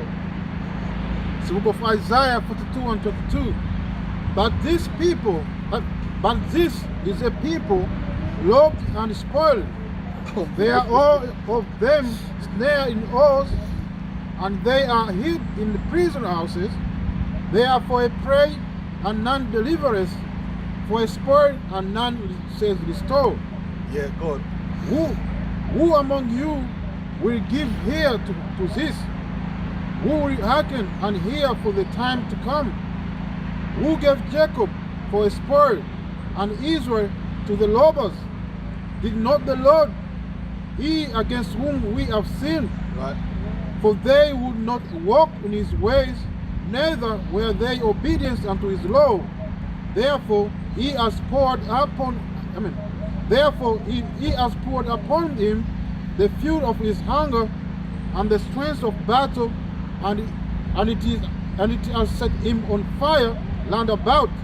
Yet he knew not, and it burned him, yet he laid it not to heart. Right, so it's the Lord that really put Esau in, just like the Romans. It was the Lord that put the Romans in the position. And all you got to do is go to Daniel's the 7th chapter or Daniel's the 2nd chapter, and it shows you how these kingdoms would rise. The scripture said the Lord putteth up one and putteth down another. So you have to acknowledge the Lord is reigneth or ruleth in the kingdom of men, and he gives it to whoever he please, even the basis of men, which means the guy at the bottom. The Lord could take whoever's at the bottom and put them on top, and take whoever's on top and put them at the bottom. Case in point, look at them goofy ass Ethiopians, man. Look where they at today. Ain't nobody looking for them goofy ass, you know what I mean? Dudes, no one even knows they exist anymore, man. They still alive, man. Who knows what them man are on? Well, it's like we just said, Esau is the worst of the evil. He's the basis of all men. And We'll put him on top. That's right. And that's like the ultimate, like, this, you know, to us. Bearing in mind that this is our brother now as well, you know, supposedly, right? Yeah. In the flesh, right? And the Lord put him above us, man. The Lord can put whoever the hell he want, man. Yeah. That's the truth of the world. The Lord, because it's all according to his will. So the Lord could take anyone from any position that you think, oh, they'll never be anything. And the Lord could take them and turn them into something, man. Because he has that power. And we're that, right now, we're that people. We're the base people. We're the lowest. Everyone's looking, you know, if you were to take who could be the next ruler of the earth, we'll be somewhere near the bottom. But the Lord he rules in it, right? Lord will make the impossible possible, man. Was you holding Romans 13? I got that, but I had to cite Yeah, else yeah, as but well. bring what you got. It's Daniel chapter 4, verse 17. So this matter is by the decree of the watchers, and the demand by the word of the holy ones, to the intent that the living may know that the Most High ruleth in the kingdom of men. So it's not men. Yeah, they look like these men are running the world, but they're not running it. They've been put in a position of authority in the earth, but they're not running it, because everything goes to the will of the Heavenly Father, right? Yeah, because if the Lord didn't want them to be in that position, they wouldn't be there. Yep. You know what I'm saying? Like, so that's what Paul was explaining in Romans 13. It's like, yo, they're there because the Lord has put them there. Now, in order for them to be removed from that position, the Lord has to be in agreement with them. That's why for so long Jacob tried to rebel and be seditious, and they've always failed because it wasn't the right time. That's why Spartacus couldn't take down the Romans, because it wasn't the time. Hannibal, Yep. you know, they failed. They failed because it wasn't time. Yep. And giveth it to whoso he will, and setteth up over it the basis of men. Giving it to whosoever. So you could be like at any one time, any group of people that's come up to the top. At one point they were down there, you know, and then they came up. Started from the bottom, now we're here, that type thing. And then a guy that's at the top end up down the bottom, and no one cares about them. Look at them Elam and that Elam Persian Empire. Now man's in the bodega or whatever, serving up food, and in the what's it called, the show garage, taking payments, but Yeah.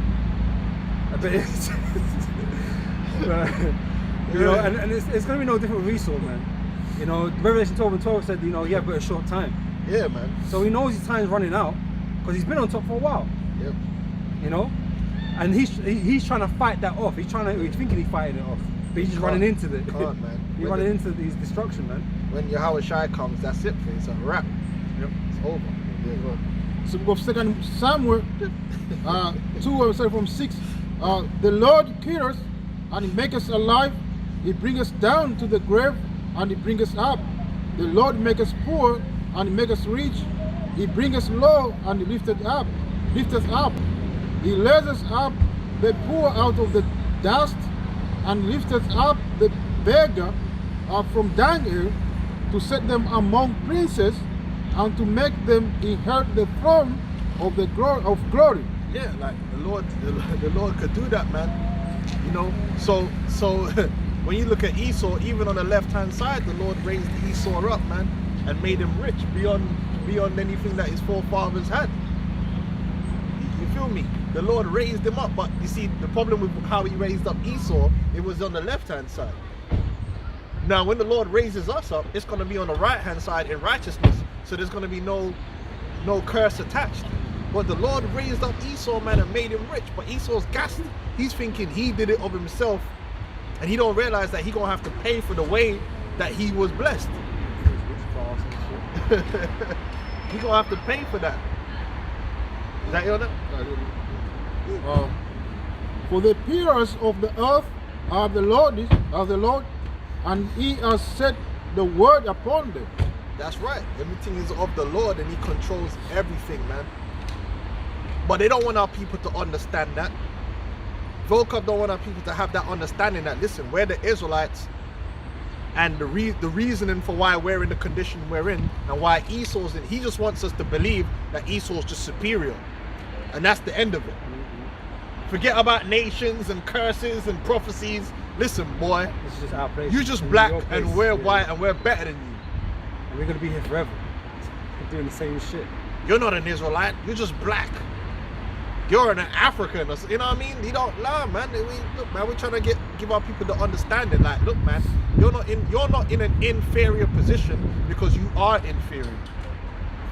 You're superior inherently to this devil, but you've been brought into an inferior position because the Lord has deemed it to be so.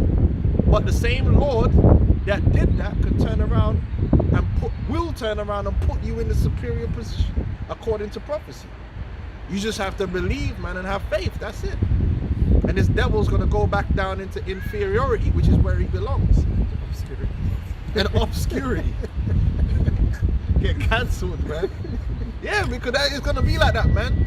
You're gonna be a nobody. Ain't nobody gonna be looking for him for no answers or no like seat at the table, or what's he got to say about this? No one is gonna go down and stay down, man. Like the Punisher, you know. I put him down, he stayed down. Oh, no. Yeah. Romans 13:1 says, "Let every soul be subject unto the higher powers, for there is no power but of God. The powers that be are ordained of God." And it's the same sort of thing that Yahushua said unto Pontius, man. You have no power to do anything but what the Lord has given you. The Most High is in control of this whole situation. You know, it's the will of the Most High that is done. Nobody else's will, really. Because the Lord took that power away, he couldn't do nothing, man. And that's what's going to happen. The Lord, there's going to come a time where the Lord's going to remove all the power out of Esau's hand, and he ain't going to be able to do nothing. He'll do nothing. Yeah, you will do nothing. You're not going to be able to conjure up nothing. You're just going to be there helpless and powerless with a foot on your neck, man.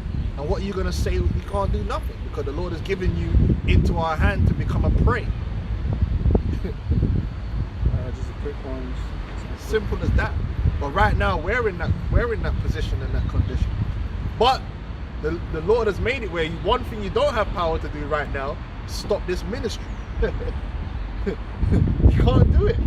You can't stop it. That's why this ministry keeps going on and on and on. Because you can't do. That's one thing we know you can't do. You can't stop this minute and it don't stop. Hey, wait, hey, don't make us have to bring out all the tunes, you know. Ain't no stopping, you know. They can't stop this truth because the Lord has ordained it to be. Nothing shall prevail against. Even though they got all this power and the algorithms and all that stuff, Well, it said the gates of hell shall not prevail. they can't prevail. They could kill, they could do that, but we're just one man we're just people. What they can't do is stop the ministry. The ministry is ordained of the same way their kingdom has a time for it to process. This ministry has a time for it to process. So there's nothing Esau can do. The Rothschilds, Rockefellers, they do not have the power to stop this ministry. They don't. Otherwise they would have. You know? Because they got the means to. They got the means, but they can't. They're blocked from that. They ain't got the science to do it. Yep. Good, man. Just a quick one. We were just saying about how powers will be taken away from Esau, man. Right? Ezekiel 28 and verse 9 says, "Will thou yet say before him that slayeth thee, I am a God?" You're at the top now, yeah. But in that moment in time, you're going to be nothing. You know? So, but thou shalt be a man, and no God in the hand of him that slayeth thee. Yeah, like what's his name? What's that Italian don again? They always bring up. The guy that got murked off, him and his wife. Oh, Mussolini. Mussolini, man. Yeah, he was like a god in Italy, wasn't he? And then the day came when he weren't a god no more. Tell you that for free. Man was shitting himself when them men were poking him up. Same with Gaddafi and them, man. Saddam. Coughing back goes out and shit, bro. What's going on, man? So, hell. Coughing your back goes out, man. This place is hell. That's bad. Back in Romans 13, again, let every soul be subject unto the higher powers, for there is no power but of God. The powers that be are ordained of God. Whosoever therefore resisted the power, resisted the ordinance of God. Right, if you resist, now the word there for resist is talking about when you're physically arming and trying to take down. So you had men that wanted to take down the Romans. They wanted revenge. They wanted to raise up arms and take the Romans down. Right? Well, the Romans were ordained for a particular time in the earth. So if you're trying to cut that time short, then you're going against the Most High. Because if the Most High want them to last till Thursday, you can't take them out on Tuesday. They have to go out on Thursday. So you're going to fail on Tuesday. 100%. 100%. Because you're really fighting against the Most High. The Most High going to keep him in power as long as he will. So the same thing goes for Esau. Esau has his time, his bounds. That's going to come to an end. We can't cut that short just because we're tired of working for Esau, man. So we just, no. It has to go according to the will of the Lord, man. And that's what it means to be meek. And no man knows the day or the hour. You know, no man knows the day that's going to come. So we just have to be patient in knowing that. Have faith, be patient. You have to be humble. The word humble goes back to being humiliated. And we're being humiliated by this devil. And we have to suffer it. Yeah. We have to suffer the humiliation of being under a fart smeller, man. That's just how it's going to be. I was saying, but again, being in readiness of mind. Yeah, knowing that, yeah, but when the Lord do make it real, then it's on, And man. that's why we're told to watch for the signs of these prophecies coming to pass. That's why all you ever hear from us is prophecies going off, man. All the time, because we're constantly watching. Volker ain't watching for nothing. He ain't talking about no signs. Okay, got OnlyFans subscription, man. That's all that dude's doing, man. Fucking scum for male, some dude in a speedo, man. That's what. Fucking yeah, man. That's how it always is. Listen, anytime you get a guy coming up against the truth, you know they got perverse spirits on them, man. So it wouldn't surprise me if my man's subscribing to some unsavory male activity on OnlyFans or something.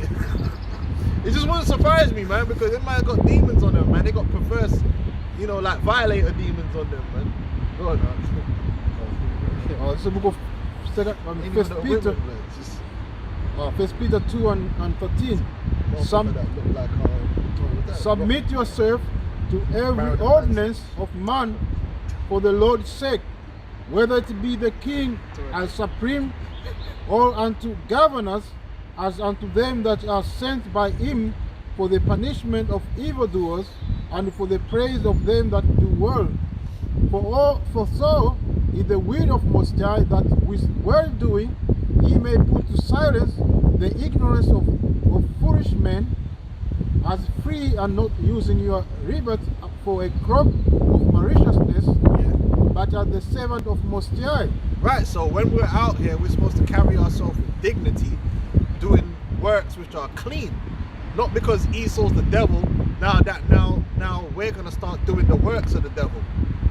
We're gonna start being like Esau is and stealing and robbing and being untrue. No, we carry ourselves with dignity, like good upstanding citizens, man. So they ain't got nothing to say. They can't say nothing against us, man. We don't be out here doing no scumbaggery, credit card fraud and all kind of foolishness, man. Yeah? Selling crack. Oh no, but I'm selling crack to Edomites. You know what I mean? Or committing adultery. Oh no, but that's an Edomite. Where is that in the law? Does it say that you can commit adultery if it's an Edomite? Yeah, guys that say that. Oh yeah, I could commit adultery because he's an Edomite. Well, you're going off. You're going off, man. Carry yourself with dignity, man, and discipline. Mortify them. Mortify them.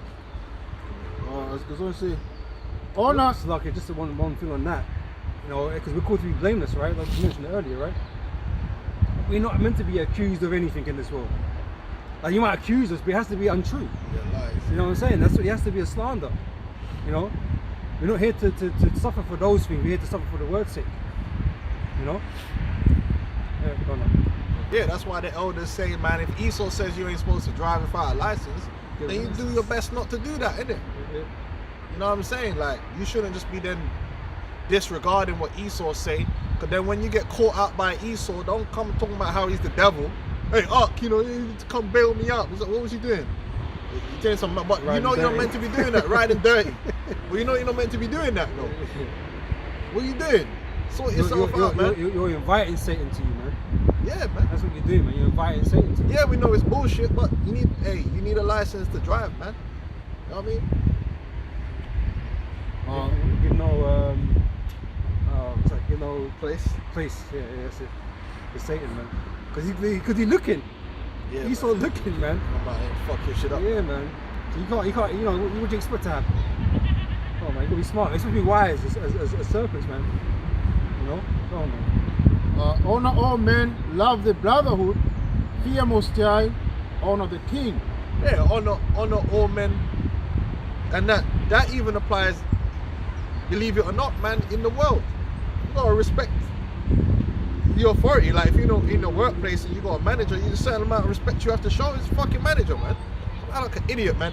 And then when you get fucked up now, you start coming to me talking about Esau's the devil. Brother, you got to carry yourself a certain way. When I'm at work and I'm dealing with my managers, there's a certain way that I have to deal, because that's the manager. But at the same time, I'm not going to have the manager treat me in a way which is not in accordance with employment law, because then we're going to have a problem. So that's being a man too. Yeah, because There's a certain way that the manager can't deal with you according to employment law. So if he crosses that line, but at the same time, I'm not gonna cross the line. I'm gonna deal with it like how it's meant to be dealt with, man. You know, you're gonna have a certain level of respect. So even when you're dealing with the police roll up, you deal with the police, they're still officers of the law. So in a certain way, you gotta deal with them with respect. And you'll find if you do that, Things end more favorable. things might end a little bit more favorable to you. But if you start giving him a bad time, then he's gonna give you a bad time 9 times out of 10, man. Because like, who the fuck does this guy think? Nah, I'm gonna really fuck with this dude's life now. It's just wisdom, man. Some of these niggas, man, I see them. They don't respect nothing, man. Especially some of these young little Negroes and these Negresses. I've seen this man act disrespectful for no fucking reason, just because they think they can. So, and then when they get caught up and someone's body slamming them down to the floor, some random pulling their camera, police brutality. It's like, bro, that guy deserved it, man. Because he's acting like a real fucking gremlin. And to be honest with you, if I was I wanted the police officer to do that. I'm being dead serious, man. I really wanted them to grab this motherfucker and slam them straight down on the floor. Because you're being an asshole for no fucking reason. You think you're bad. And we don't condone that kind of behavior, man. Walking around acting like a beast, disrespectful, disrespecting everybody. Acting like a demon, man. Nah, man, you gotta be respectful in life, man. That's why you'll never hear us accused of that kind of behavior, man. But we don't behave like that on the streets, man. And this is the thing, man. If you're on point with things, and he's been the devil to you, then he's the fucking devil. You know, But he heap coals on his own head, man. That's right. You know, then you can call man the devil and you know all this kind of because that's justifiable. And then when the police you know, grip onto man, wrong. when the police grip onto man, get off me, blood, get off! It's like, bro, this could have ended a lot if you'd have just shut the fuck up and do as you was told, man. Shit. Get off me, fam! No. It's like, man, just batten this nigga, man. Let him learn some fucking discipline, man. I was going to say, I didn't do nothing. I didn't. No, sorry. 7, be subject to your masters with all fear, not only to the good and gentle, but also to the fraud. Right. That was back then, because you had certain men back then that they come into the truth, but they were slaves. They had a master. Now they're saying, listen, blood, you gotta still be respectful and do what your master says. Not because you're in the truth now. It's like, yeah, I'm in the truth, I'm free. And then start doing madness, then you can get ripped now, you're blaming someone else. Oh, Yeah.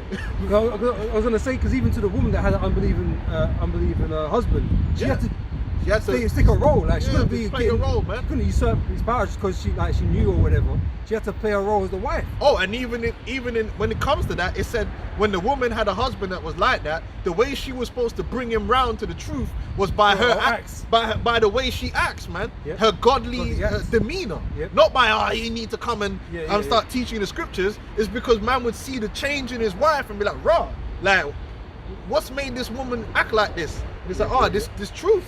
And then man come into it that way. Yep. But you can't be going around acting like a, you know.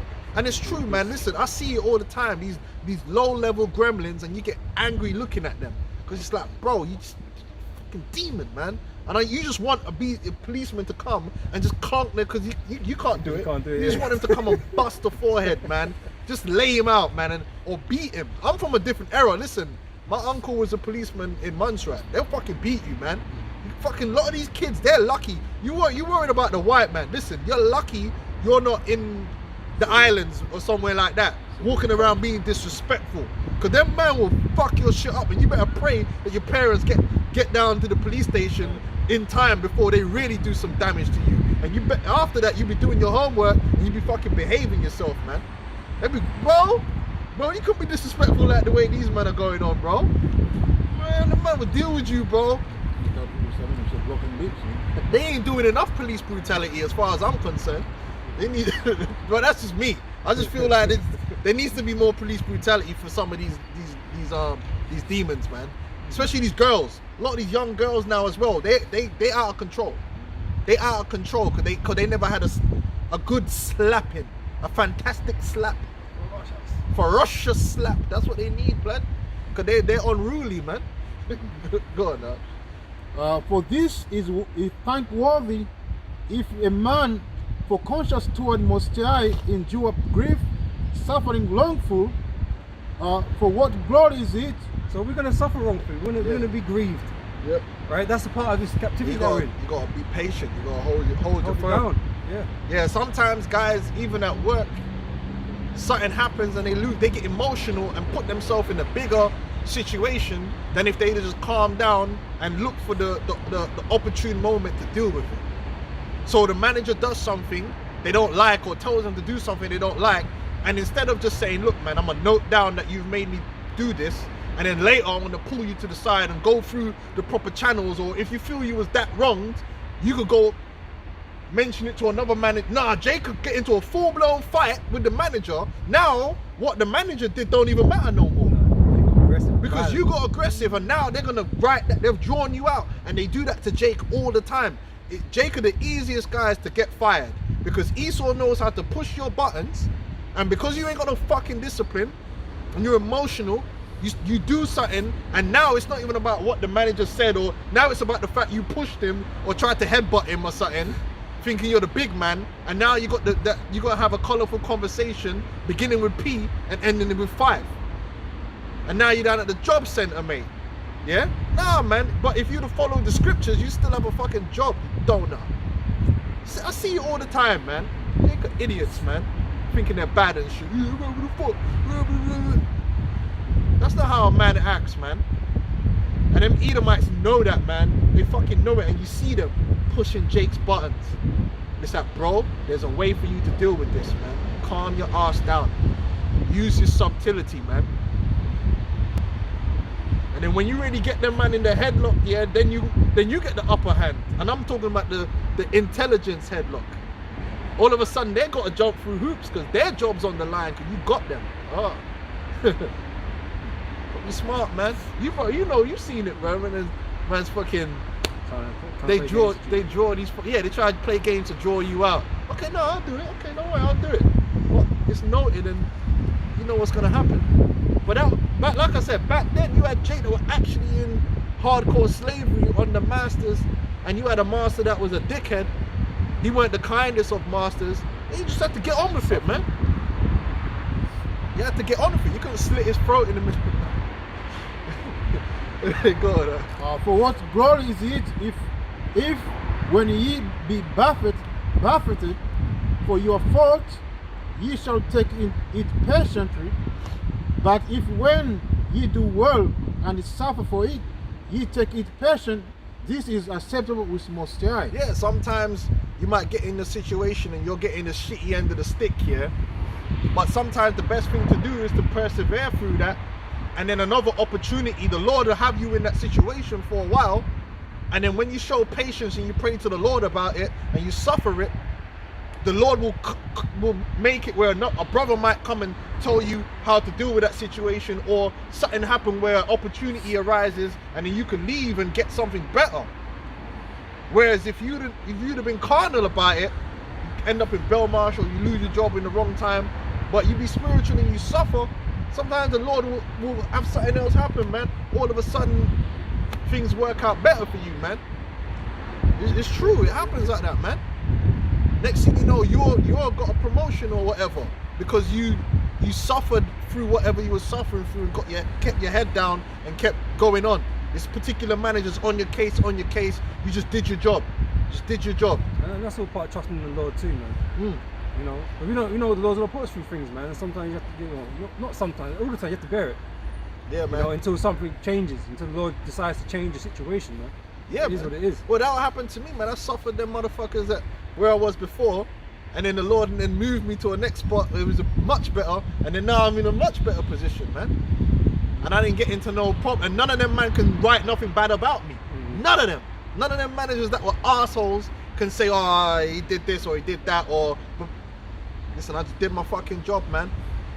That's one thing you can write on that paper. And I was good at it. Do my job. I do my job. Do your job. Yo, man. For when even here unto where ye are called, ye called, because Mashiach also suffered for us, leaving us an example that ye should follow his steps, who did not sin, neither was guile found in his mouth, who when he was reviled, he reviled not again. When he suffered, he threatened not, but he committed himself to him that judges righteous. So sometimes people want to like get emotional and so-called fight fire with fire. Sometimes you got to know how to turn the other cheek. Sometimes you have to know how to let things go. Like, man violated, okay, cool, like leave that with the Lord. And we do that all the time. A man violated, and he'd be like, you know what, man, the Lord's gonna deal with you, man. I ain't gonna fucking engage with you, and yeah, fuck you, man, and fuck your sister and all. Draw me out. And you ain't gonna draw me out into that situation, man. Oh, you did that? Like, sometimes it's like that at work too, where you get a colleague do some violation, and it's like you really want to curse him out, but really it's like, you know what, man, just talk to him like a man, and if man don't want to accept it, I just know what you're like now. I'm not gonna make this a tit for tat and draw it out into some long thing. Ain't nobody got time for that. Women do that all the time. That's why they have nothing but beefs at work, because they don't have to let shit fucking go. Let the Lord deal with it, man, and they're gonna get what's coming to them, no doubt. You know, you gotta know how to suffer sometimes, man, how to deal with things. The Lord will see you through, man. But if every time something happens, you gotta get your get back, you gotta satisfy your flesh, you gotta get your revenge, you gotta get this, you know what I'm saying? Man say this, so I have to respond with this. Hey, man, get yourself in problems that way, man. We've seen it, you know? We got Romans 13, yeah. Back in 13:2. So we're not saying me no pussy, but it's not being a pussy. It's all them guys that act super hard don't last, man. Them super cantankerous dudes, man. They don't fucking last, man. They just end up fucked up and blaming everybody else. Romans 13:2 says, whosoever therefore resisteth the power, resisteth the ordinance of God, and they that resist shall receive to themselves damnation. Because, you know, you're going against the grain. You know, so there's only a bad outcome going to happen with that. Yeah. You know, can I get a precept quickly just on that? Yeah, man. This is Acts 5:39. So, but if it be of God, you cannot overthrow it. Lest happy ye be found even to fight against God. That's when you're fighting against the will of the Heavenly Father, man. You can't do that. It's impossible. A bad outcome is going to come from that every time. You know, and that's why we have to wait upon the Lord. Because then that outcome is for us. Yeah, man. You know? So back in Romans, this is verse 3, right? It says, for rulers are not a terror to good works, but to the evil. Without then... Right, so even if you go into the Romans, right, they were assholes of the highest degree. Don't get that twisted. But let's say you were just doing some carpentry and you were paying your taxes. 9 times out of 10, they'll leave your ass alone. I used to not like it with some taxes. Now you start not paying your taxes, or you start robbing Roman caravans. You know, you're on the high road robbing people. Then there's probably going to be a bit of problems going on, right? You start robbing tax collectors, and then there's chance are that you're going to be getting crucified or something like that. You know what I mean? You're gonna be a wanted man. But more time, if you can find a lane where you could just get on with it, and you might catch a little bit of bullshit, you know, corruption and all that, but more time, they're not going to be on your fucking case, man. And that's the truth with Esau. Like, 9 times out of 10 with Esau, he will leave you alone to a certain degree if you just fucking get on with life, man. Render on the season what it seasons. Yeah, just pay your fucking taxes and go to work. It's uneventful most of the way. You might get stop searched. I've been stop searched plenty of times on the way to work. I don't fucking act like an idiot. Like, you see these niggas, oh, is it because I'm black? And next thing you know, their head's getting chipped off the floor because you're acting like an idiot. All you need to do is say, like, what's going on? You fit a description. Oh, do I? Okay, look, all right then. We're gonna search you under the section. Okay, go on, search me then. You finished? Okay, can I get a record, a receipt for the search? Okay, here you go, sir. All right, thank you very much. I go to work late. Here, this is the reason I'm late.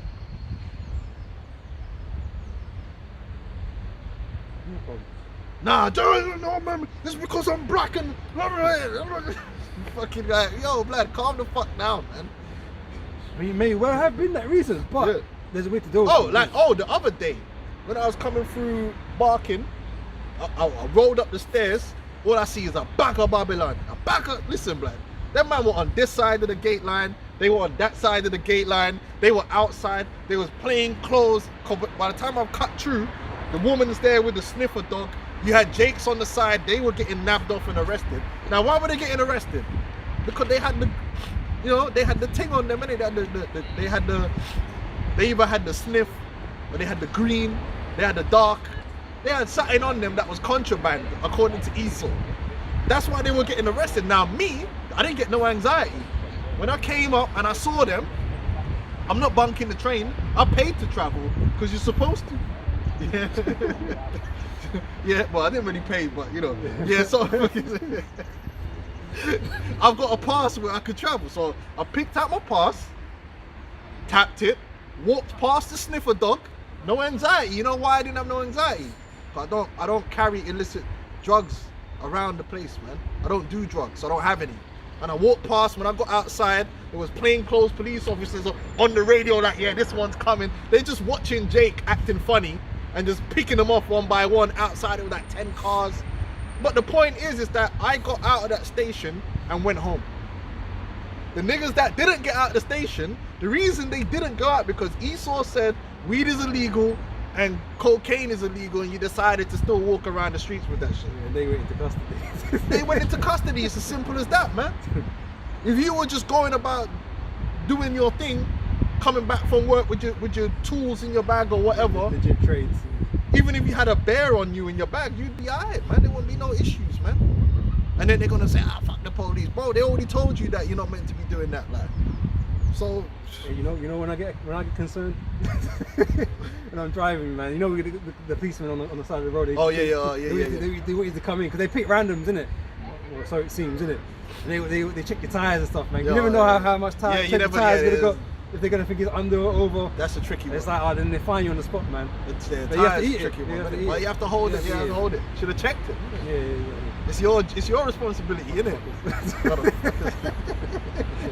Yeah, you didn't get out and start beating up the police with it. Anyway, go on now. Yeah, man. It's just being responsible as an individual. Yeah, back in verse 3 it says, for rulers are not a terror to good works, but to the evil. Without evil. If you're doing like you're going around shooting people, stabbing people, walking around with Rambo knives, like, it's illegal, bro. Like, why are you doing that? Like, don't walk around with a Rambo knife down your trousers, man. Machete. Now we could get into the debate about whether it's lawful in the Bible, but like, that's not what the debate is, isn't it? You're not meant to be doing that. Cause why are you walking around with this Rambo knife? Potentially because you want to shank up some other Jake somewhere, like, you know what I'm saying? If you don't be doing that stupid shit, then you won't be wanted. And he still don't need a lot of reasons, man. Man, I question if you got a baseball bat. You know what I'm saying? You ain't got no mitts, you ain't got a ball. Man, I question you for that. So you know what Esau's like. So just know that, innit? You're running the AC scams. You know what I mean, man? That's why you're looking nervous. Wilt thou then not be afraid of the power? Do that which is good, and thou shalt have praise of the same. Yeah, you do that which is good, and you're gonna be alright, man. Just do your slave work, man. Do your slave work, man. 9 times out of 10, you'll be alright, man. A lot of these dudes as well, these Jake get shot and killed because they act stupid when the police stop them, man. And it's true. I've seen the videos. So many videos I've seen, and the Jakes being ignorant and belligerent and upset and acting like an idiot when all you need to do is follow instructions. It's being recorded. If they're doing anything wrong, then guess what? You sue them because it's all on camera. What you don't do is try and fight the police and make a big scene out of it with your family in the car and acting dumb. It's not the way forward, man. And when you get 5 bullets in your chest, your wife's crying and you're wondering why. Man told you to put your hands on the steering wheel, bro. Immediately you put your hands on the steering wheel. You don't, why should I? Because you might get shot in the chest 5 times. You know what Esau's like. You know what he does. And yet you feel like you're gonna wrestle with Esau anyway. Why'd you stop me, officer? And it's like, bro, come on, just get it over and done with, man. Follow the instructions. And if it's wrong, fine or whatever. They would better the fine than getting 5 bullets in the chest. That's what I think. 100%. Or you can get it pulled back because you could prove that it's on camera, But Jake, a lot of times, Jake are just being rebellious and resistant and they get clapped up. I've seen it. Go on, So for he is the minister of God to thee for good. But if thou do that which is evil, be afraid. Oh, like what's it? Mark Duggan. With them niggas went and protested for Mark Duggan. Mark Duggan was a gunman on the roads. That was the game he was playing. That's why he got clapped. The police knew he was a bad boy in the streets, and he knew he was a bad boy in the streets. Shit got tense, and he got fucking clapped, man. And good fucking riddance. Yeah, I said it, man. Why am I meant to be feeling some kind of way with Mark Duggan? I know, say, if me and this brother was moving through the north sides, and I had a chain on or something that he liked, and he had the blicky on him, that would become his, wouldn't it? So why am I capping for him for? I'm glad that he was removed from the streets. The streets are safer with him gone. He was an evildoer, and the police got rid of him. And good fucking riddance. Who was the other one that got clapped the other day? Carver. What's his name? Chris Carver. All up in the drill videos, talking about how he shoot, and he was a real shooter in the streets. He was a real shooter in the streets. He was part of a real gang that was busting strap on the streets. The vehicle he was driving in, the reason the police was chasing him, that vehicle was involved in a shooting in the week before.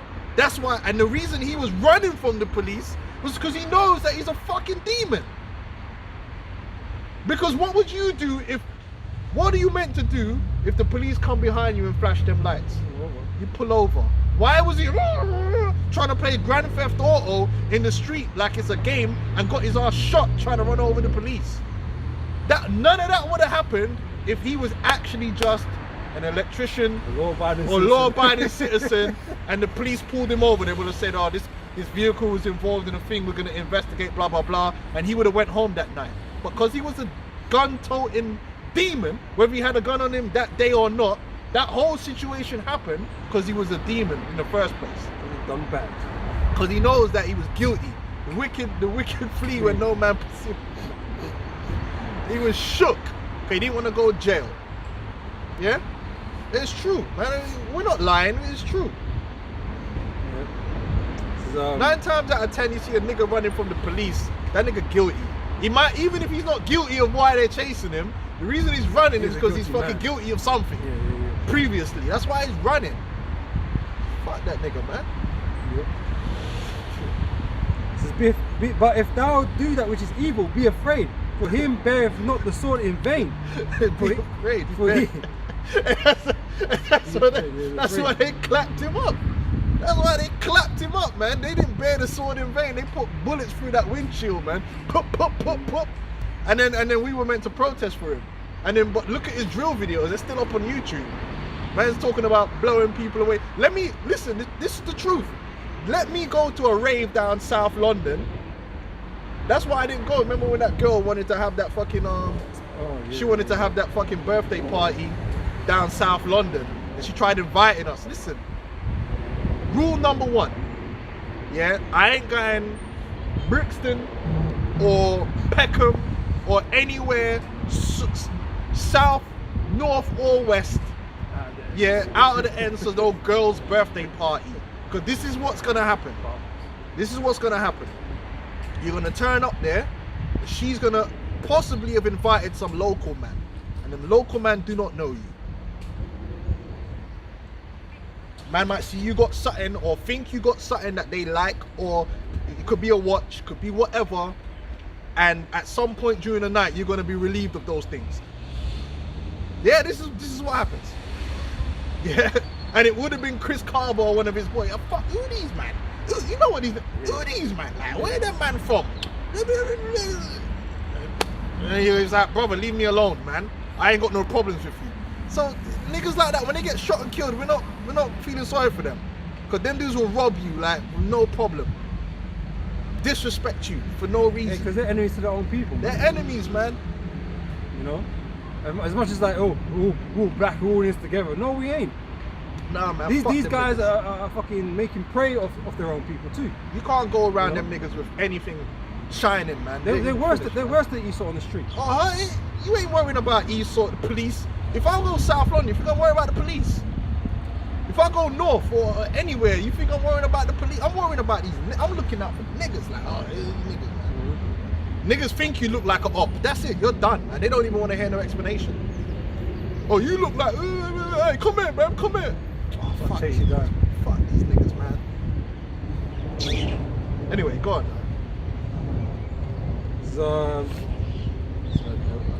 Your precept? Yeah, go on. I said just go to staff first. It's safe.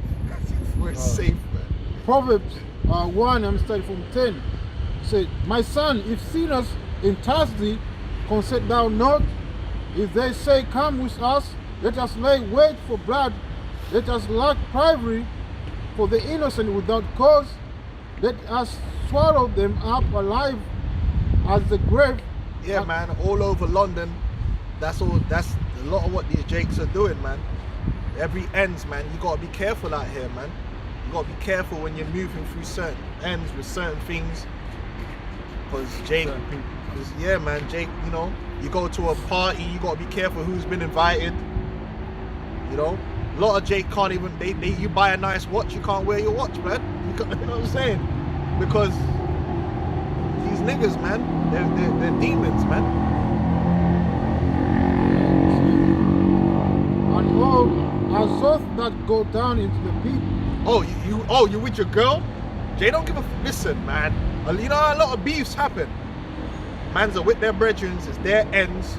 You've come through to a party with your girl, and man don't give a fuck whether man will come up. You're there with your girl and try and rap your girl right in front of you, right in front. Bro, Jake are fucking demons, man. Jake are demons. Jake will rap your girl in front of you, and now you got a predicament. Now you got a predicament because you're like, I'm not even in my ends. This man's here with all of his boys, and how do you deal with this situation? Really, as a man, But you got your woman with you, bro. you know, really, this guy should be getting tumped up on spot, and he's doing it brazen in front of your face because he's got the power. These niggas, man. That's why, again, that's not even advised. Don't go nowhere with your girl around because it's gonna cause problems. Leave your girl at home and go with your man then. Because man will fully come up and just try to rap your girl in front of you because you know his brethren's got the blicky or, you know, and then it's just problems, man. Fuck these niggas, man. I get tired thinking about these niggas, man. These niggas, man, need to go. Foul human beings, man. Evildoers, man. You know, there was a time where Esau was like that on the street, you know.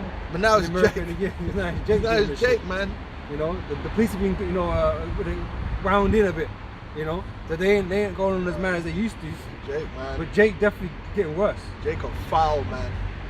And then you wanna protest for them. No, allow it. Go on. We shall find all precious substance. We shall fill our houses with spoil. Cast in thy lot among us. Let us all have one path. My son, walk not thou in the way with them. Refrain thy foot from their path. Yeah, you go down that path that a lot of these young Jakes go down, that they feel like they need to join these gangs and make money by selling drugs or robbing other Jake and all this foolishness, robbing cars and all that. That's all folly, man. And all you're gonna do is get yourself in a whole bag of trouble. And Esau's gonna be on your case. Esau's gonna be on your case, and rightfully so. Esau that ain't on your case if you just do your carpentry or do your electrician or you're working in Primark or McDonald's, man. So my dad always says to me, he really does a trade, like they can't, you know, he's telling me though, they've got all these records and stuff like that, they can't trouble him for nothing.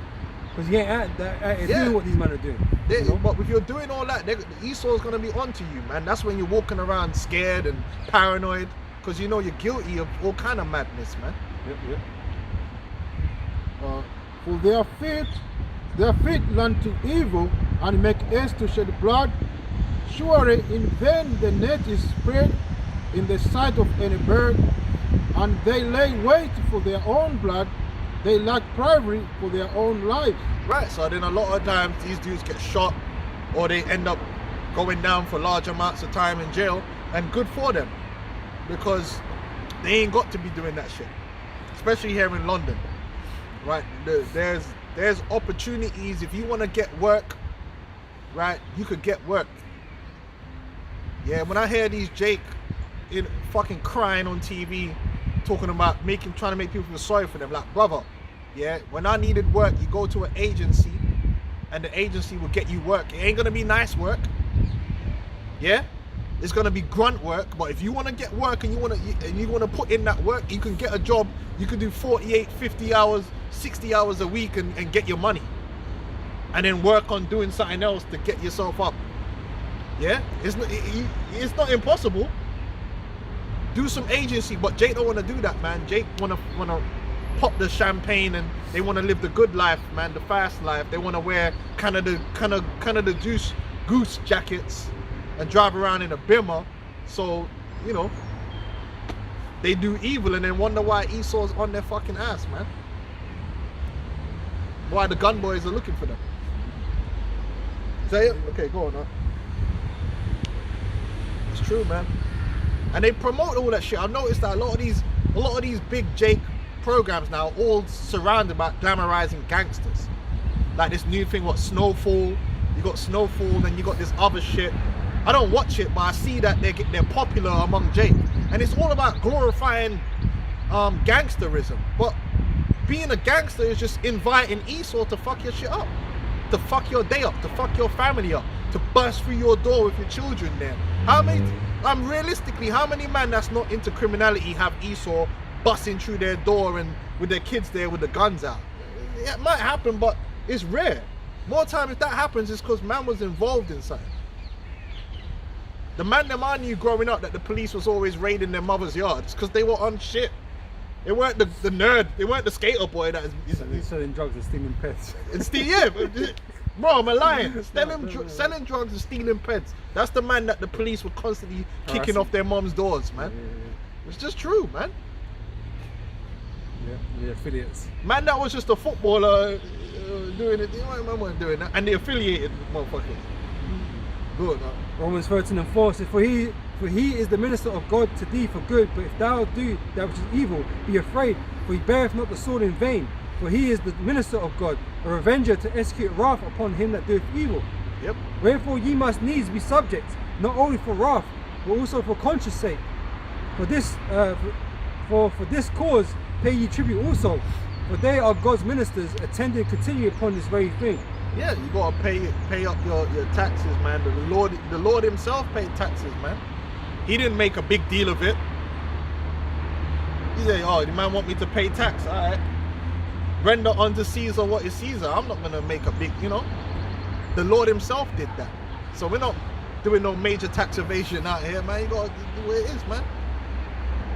You know what I'm saying? Mm-hmm. So that's all part of it too.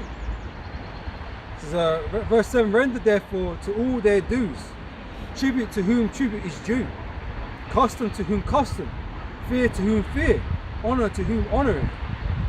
Owe no man anything, but to love one another, for he that loveth another hath fulfilled the law. Now, does that mean that Esau comes out and says, oh, you gotta take this chip that you... No, that's different. Because the Lord already commanded us not to take that chip. It's a higher authority. Yeah, the Lord is a higher authority. That's different. But we're not gonna do evil in this man's society. Even if it's Esau, or you got man that go and rob these rich Edomites' houses and that. What am I gonna do that for? You're just asking for trouble, then, ain't you? So we don't promote that kind of stuff. But then Vocab and them will still demonize us. Mm-hmm. So make it make sense, man. The agenda must go on. The agenda must still get pushed, innit? We've got to find something, or make up something. You know what I'm saying? You got something on? Is that what you wanted in 13? Yeah, that's what I wanted in 13, man, just to bring that out. So Paul was dealing with that back then. You had guys that felt they were justified to attack Roman soldiers. You know what I'm saying? A guy might be a Roman citizen. Oh, I'm gonna rob him because he's a Roman citizen. Trying to justify their actions, man. Nah, Paul was saying, we're not into that. What was Paul on? Teaching the gospel. That was all they were on, teaching the gospel. They weren't trying to create no anti-Roman movement in terms of no militia and build up an army and fight against Rome. They weren't doing that. They were just teaching the word. In fact, Paul himself was a Roman citizen and he used it to his advantage. You know, that's called being wise, being smart. Just look at this. This is Matthew 26, verse 52. And then Yahushua said, Yahushua unto him, put up again thy sword in his place. For all that take the sword shall perish with the sword. Right? Even Yahushua told Peter that. Yeah, man. It ain't always the way. You know, that carnality, man. It doesn't fix everything. You got to be spiritual. There's a time and a place for everything. Because Yahushua is saying this has to be fulfilled, man. You can't go against the will of the Heavenly Father. So you taking your sword and start slashing, it's not getting bad for you. Like the sword is, You know? the sword is It's mightier yeah. than the will of the Most High. It ain't mightier than, and Esau gonna find that out. Because Peter weren't going to be able to stop that. All that would have happened to Peter probably would be put to death. Exactly. Eventually he was, but in that moment he would have got put to death. You know? So you have to think about things spiritually, man, and consider the will of the Heavenly Father in all things. You know? That's that on that. Yeah, can't. And listen, man, like I said, it's our whole faith is based around Yahweh Shai, man, and His coming, man. And there's all these things is all about learning how to be a man and learning how to carry ourselves everyday thing, man. And that's why this thing is more than just popping up on camera and calling the so-called white man the devil, you know, which is what they would want you to believe. We're so shallow. No, this is deeper than that. It's about life. It's about how we carry ourselves, how we treat our brother, you know, how we treat your mother and your father, you know what I mean? Like how you treat people and how you act and the decisions you make, man, and make spiritual decisions rather than carnal decisions. Make wise decisions rather than foolish decisions. And sometimes you're going to make mistakes. Sometimes you might do something that's foolishness, but you got to learn from it and repent from that. Sometimes brother got to tell, oh, your brother, you didn't do that right, or you know what I mean? And you learn and you move forward and you grow. Carry yourself with dignity and you'll find you go a long way. When you act like a beast, you're going to find yourself in more problems than what it's worth. You know? Like you turn up to work now and you start calling everyone devils and Edomites. Like I said, when you lose your job and you're catching hell now, who really is to blame? The white man's the devil. It's you, because you wasn't wise, man. And a lot of brothers, you know, sometimes do things like that. They don't make wise decisions. They make decisions that's gonna directly cause them conflict. And when the conflict comes, they blame the other person instead of taking accountability that you knew that the end result of what you were going to do was going to be conflict. So you should have just did the wise thing to avoid that. Like a lot of men get themselves in problems with women when if they had just avoided, they could have avoided that whole situation. But they think they're King David and Solomon. And then get, man, I've seen dudes get like two women pregnant and think they're going to be okay with that. Like, oh, these fucking women, man, bro. Like, I don't know. Like, what did you think was gonna happen? How about you apply the scriptures, yeah, mortify your members, man, and concentrate on the ministry. Man, get multiple women pregnant at the same time and thought they were gonna be like Sarah or something.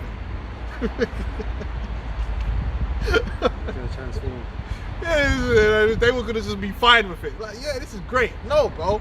This world. Not in this world, but you knew that.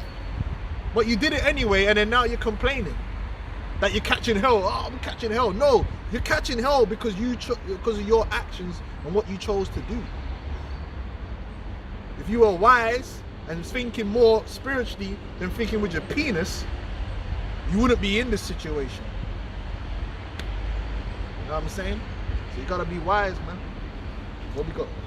Got this Matthew 25 and 25 says, agree with thine adversary quickly, whilst thou art in the way with him, lest at any time the adversary deliver thee to the judge, and the judge deliver thee to the officer, and that thou be cast into prison.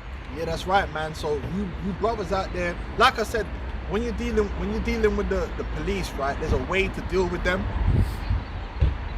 Like, you could pretty much figure out straight away whether you're gonna be arrested or not.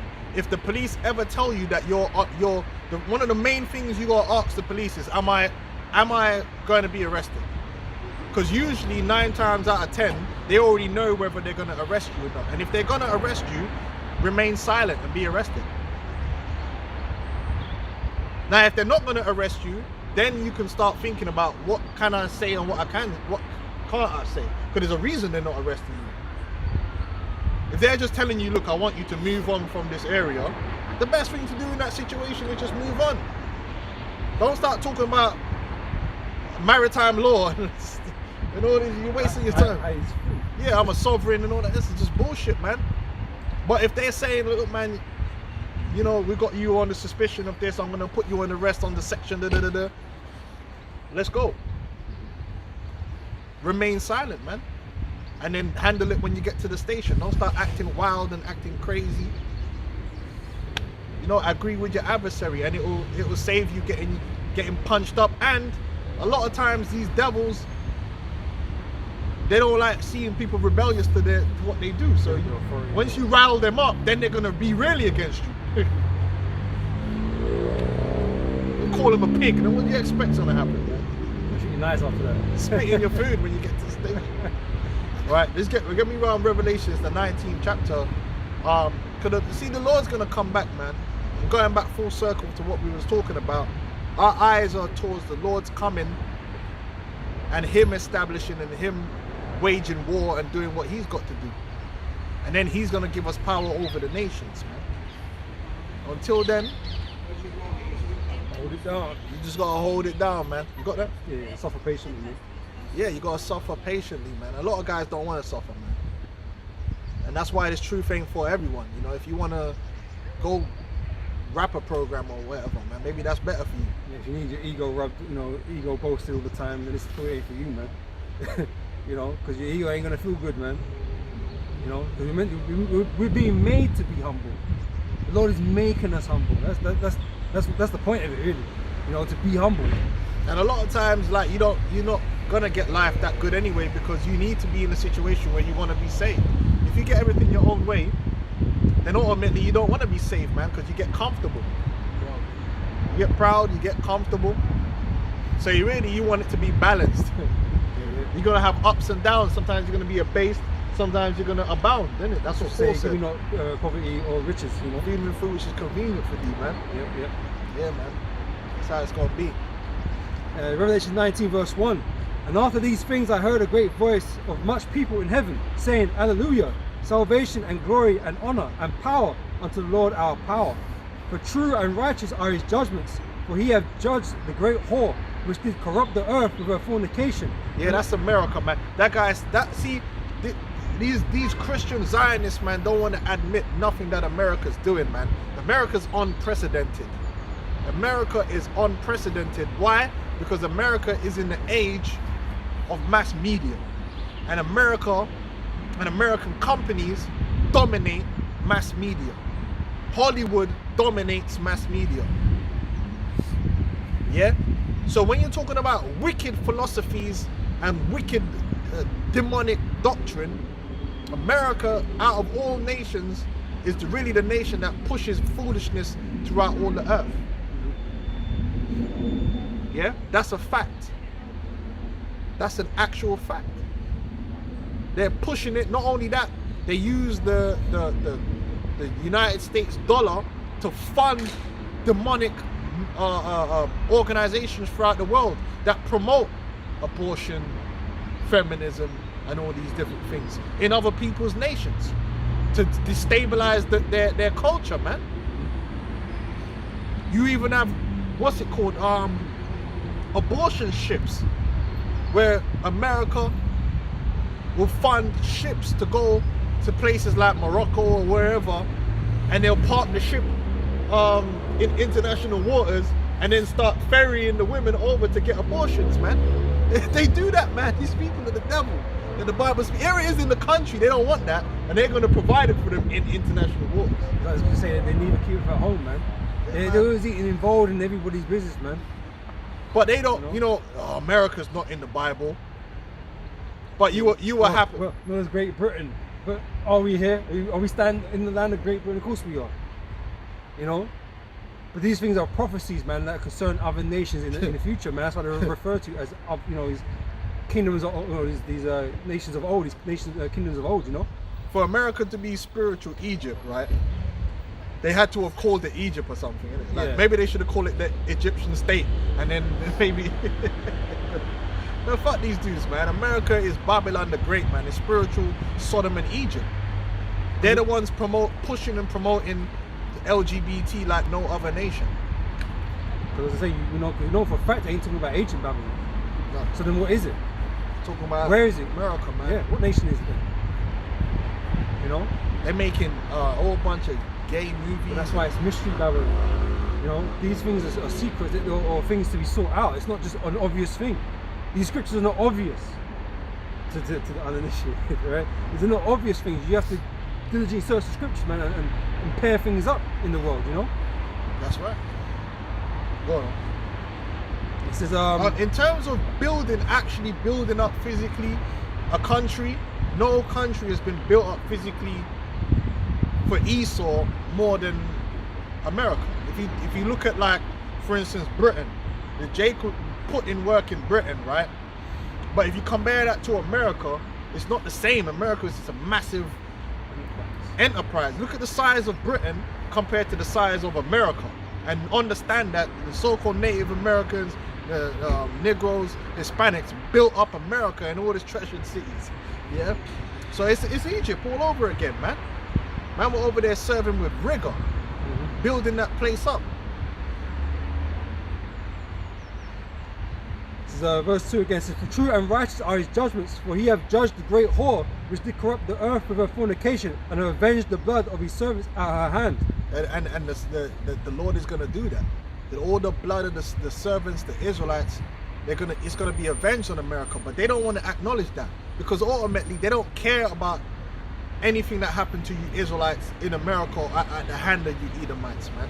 That's water under the bridge as far as they're concerned. They don't give a damn. They don't care.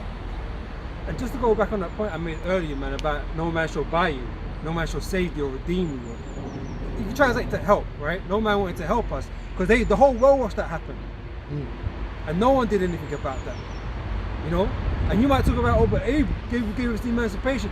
That never ended. That ended conventional slavery. We didn't end slavery, because we're still slaves today. We're still working for the system, for you know, the building of this nation. Right, so it didn't really end. Right, no man stepped in and took us out, built us up. We're still in the lands where we were spread. Yeah, there was no judge, no savior that rose up. Usually the Lord will raise up a judge, That's right, or yeah. savior, and we'd be delivered and go back to our land. That never happened. Yep. You know, under our own sovereignty. But we're not. You know, we're just citizens of America or Britain now or whatever, paying their taxes, building up their economies, and They call them that Black British. you know, that's what we're doing. We're not building ourselves up. Actually, he's something that's very difficult for you to do. But he'll take all your money, you know, to build his economy and, you know, build this and build that and promote. Use your taxpayer money to support LGBT movements and all this kind of craziness. But you yourself ain't built. But Esau's building up the LGBT more than Jake. Yeah, that's what I mean. And if you don't like the LGBT, they say that's racist. So they co-opted you, Jake, here to promote LGBT. Yeah, Just yeah. like Black Lives Matter. Yeah, Black Lives yesterday's Matter news, is an LGBT organization because it promotes black lesbians, transgender Negroes, and families without fathers, man. It's a fucking joke. It's disgusting, man. You just think, what the hell, man? And this Batman LGBT thing is way out of control. Way out of control. There are way too many lesbians, man. It's a violation what's going on out here. Bro, there's more, I swear, there's more lesbian than batty boys, you know that? There's bare lesbians out here. Women talking about my girlfriend or my wife. Shit, what the hell is going on, man? What the fuck are you doing with your life, man?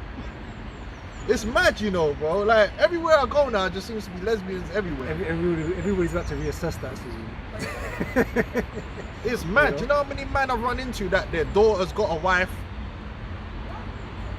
Like, just bare lesbians. It's like, We'll see. it's mad out here, man. This place is gone. It's gone. Oh, yeah. Verse 3 said, and again they said, Hallelujah, and her smoke rose up forever and ever. And the 24 elders and the 4 beasts fell down and worshipped God that sat on the throne, saying, Amen, Hallelujah. And a voice came out of the throne, saying, Praise our power, all ye his servants, and ye that fear him, both small and great. And I heard, as it were, of the voice of a great multitude, and as the voice of many waters, and as the voice of mighty thunderings, saying, Hallelujah, for the Lord God omnipotent reigneth. Omnipotent, man. That's all powerful. All powerful reigneth, man. And And that's what these Edomites are going to find out, because everything they're doing is in rebellion towards the Most High. It's disrespectful. But at the same time, they try and act like they're with the Most High. So it's like, here it is in America, the LGBT agenda is the biggest clue as to they hate the Most High, because the Bible cannot be more clear. Like, the Bible cannot be more crystal clear as to how the Most High feels about LGBT. The Most High actually brought down fire. He didn't say, oh, man were like out here eating pork, so the Lord brought fire down from heaven. No. There's actual instance in the Bible where specifically it says that the Most High, yeah, brought fire down from heaven, unprecedented, and burnt up 5 cities of people, man, woman, and child, and dog, and cat, and puss. Everything got burned up alive. Fire alive, because of what? Sexual perversion. It wasn't just batty boyism, and them man was so proud and with the batty boyism and so lustful, they tried to rape 2 angels. They didn't know they were angels, but they tried to rape 2, not rob, not steal. They tried to rape 2 angels, man. They're so forward. That's how crazed they were in their sodomism. They were perverted beyond all reason. And it's like that now in this society. This society, yeah, is filled with nothing but sexual perversion and indecency. Just like the thing that happened in London the other day, I don't know if you saw it, the brother and sister that was family ramming. Yeah, we saw that. The Jean and Alicia. And the man actually, they videoed it. So not only were they doing the family ramming, he lost his virginity to his older sister, man. And then he told someone what happened. Basically, his sister came out the shower naked or something, and she was there in the bed naked, and then they decided to do whatever they were doing, and they continued that relationship. And the man decided to record it and store it on his phone. Like, these people are gone. And then he got exposed for it, and all these people were acting outraged. But this is what I'm saying. Now that's against the law. Leviticus the 23rd. 18. Sorry, Leviticus 18. Leviticus the 18th chapter speaks about that incestuous relationship. You know, a father with his daughter. You know, mother with her son, or mother with mother. Which these things are happening a lot in this day and age. Yeah. But then hold on, these people, you had lesbians here cursing them out. Oh, how can a brother be with his sister? You're a fucking lesbian. It would make more sense for them two to be together than you with his. What's going on? You got 2 men. Look, no, but peep the thing though. That's wrong and against it's depravity. But you're a batty man talking about how that's wrong. But you're dealing with a man. Well, how does that work? That makes even less sense. Yeah. That's even more perverse. But we live in a society where all this perversion is normalized and it's being promoted even to the children to be doing that. They got the children with drag queens, and a drag queen is a perverse creature. The Lord made it clear how he feels about all this sexual perversion. But in America, every US president has ran for office in support of LGBT, including Donald Trump. Donald Trump is not against the LGBT community. Otherwise, he'd outlaw it like Uganda outlawed it. It would become a crime punishable at least by a fine. Yeah, these men are getting fined. At least a fine? Motherfucker fine me for parking in the road. Well, man's sucking dick, man. Why? You should be fined for that. If you find out minimum, let's say you don't want to put them to death. You're like, okay, well, you know, we don't want no death penalties. Okay, fair enough. Please put man in jail. In certain countries, they put you in. If they find you doing that stuff, they'll put you in jail. You suffer some kind of consequence. I don't see no American president or no American running on saying, oh, that's wrong and we're going to make it a crime. It shouldn't be a crime, just like theft or murder. It should be a crime. Why is it not a crime? The Lord clearly says it's wrong. Just like adultery should be a crime. But none of them run off that. They actually make it a crime if you don't like it. So you're not allowed to say nothing to them. If you tell them it's wrong, they'll say you're a hate crime and it's abusive. And you could be, you're morally wrong. So it's upside down. So America is a hypocritical nation, it's a perverse nation, and they're spreading that throughout the world. It's disgusting, man. Men are getting married. How can two men get married? How can a woman and a woman get married? Someone still hasn't explained to me. Do you know what the purpose of marriage is? That's not a marriage. How is it a marriage? Why are you calling it that? A man and a woman get married, not a man and a man. And then you see them there and they're both wearing a tuxedo. What the fuck is going on, man? It's just fucked up, man. Here comes the bride. It's a man.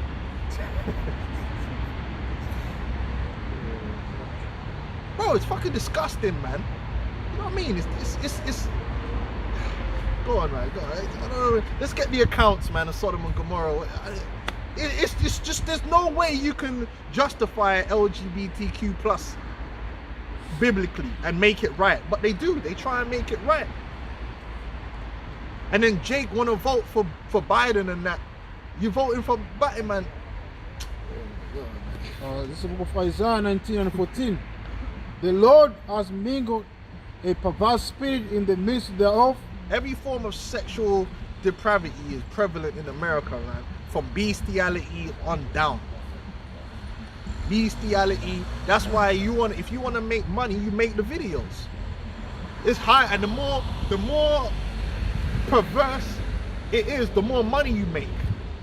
A man want to pay more money for it. Yeah? It's true. If you want to make money, the money's in what? Child porn. Just keep it real. That's what makes the good money. You want to make good money, you provide all that perversion, and there's a market for it. Right there in America. It shows you one thing, man, that the rich are perverse. Because it's going for a lot of money. Not the average person can get that. Yeah, they're paying a lot of money for that shit, man. So these rulers and these leaders or whatever, man, you know, with the money and the resources or whatever, they're fucked in the head, man. Dudes are paying for women's feces, and it's just all kind of perverse, demonic, weird spirits that's going on out here. It's extremely perverse, man. Pissing, you know, and all this weird shit, man. Isn't it? Right. You know what I'm saying? Go on.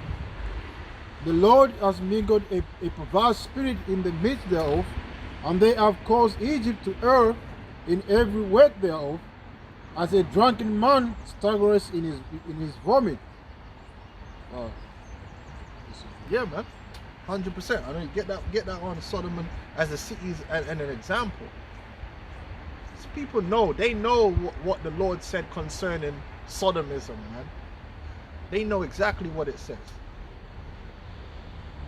They know the Bible says male and female create he them, but they want to talk about non-binary and justify it. And then, oh, you misgendered. You're not allowed to misgender. What do you mean misgender? And then the worst thing about it, yeah, when I was doing the equality training, yeah, here it is. I am not allowed. I have to. If a man says he's a woman, I have to agree to that, yeah. But there's a section in there that we had to do called assailant identification, and I had one Mother Benjamin in there with me, and we looked at each other and said, what are we meant to do? Because here it is, you're teaching us that there's non-binary and all this bullshit, and we have to respect that, yeah. But then if someone commits a crime and you got to fill out the sheet, one of the things on it that says, are they male or female? What do you want me to do? So I'm supposed to chase this guy down and ask him? I can't assume. Is it a guy? Obviously, I'm gonna look, and if I see my man got a full beard and a thing, I'm saying, yo, it's a man. You know, I've seen that more and more. You know, guys with big beards, dresses, all kinds of weird shit. Bro, it's I've seen that mad, more and like. more. So you want me to assume their gender on this, But on the other point, I'm not supposed to Yeah. assume their gender because I'm wrong and I'm evil. Joe, it don't make no It's- sense, it's man. confusion. It's confusion. It's confusion. Babylon. What's the point of me even writing down details? What if they don't identify a blue eye? What if they change tomorrow? They identify as brown eyed. So what am I meant to do? It's jokes, man. I was just sitting there thinking like, no, man. If it's a man, it's a man. Call a spade a spade. That's what you're supposed to be, innit? But they're pushing this madness, man. Is that it? Yeah. In 2 Peter chapter 2 verse 6, and turning the cities of Sodom and Gomorrah into ashes, condemn them with an overthrow, making them an example unto those that after should live ungodly. It's an example. It's a precedent. The Lord made, and it's recorded more than once in the Bible, so you can remember it.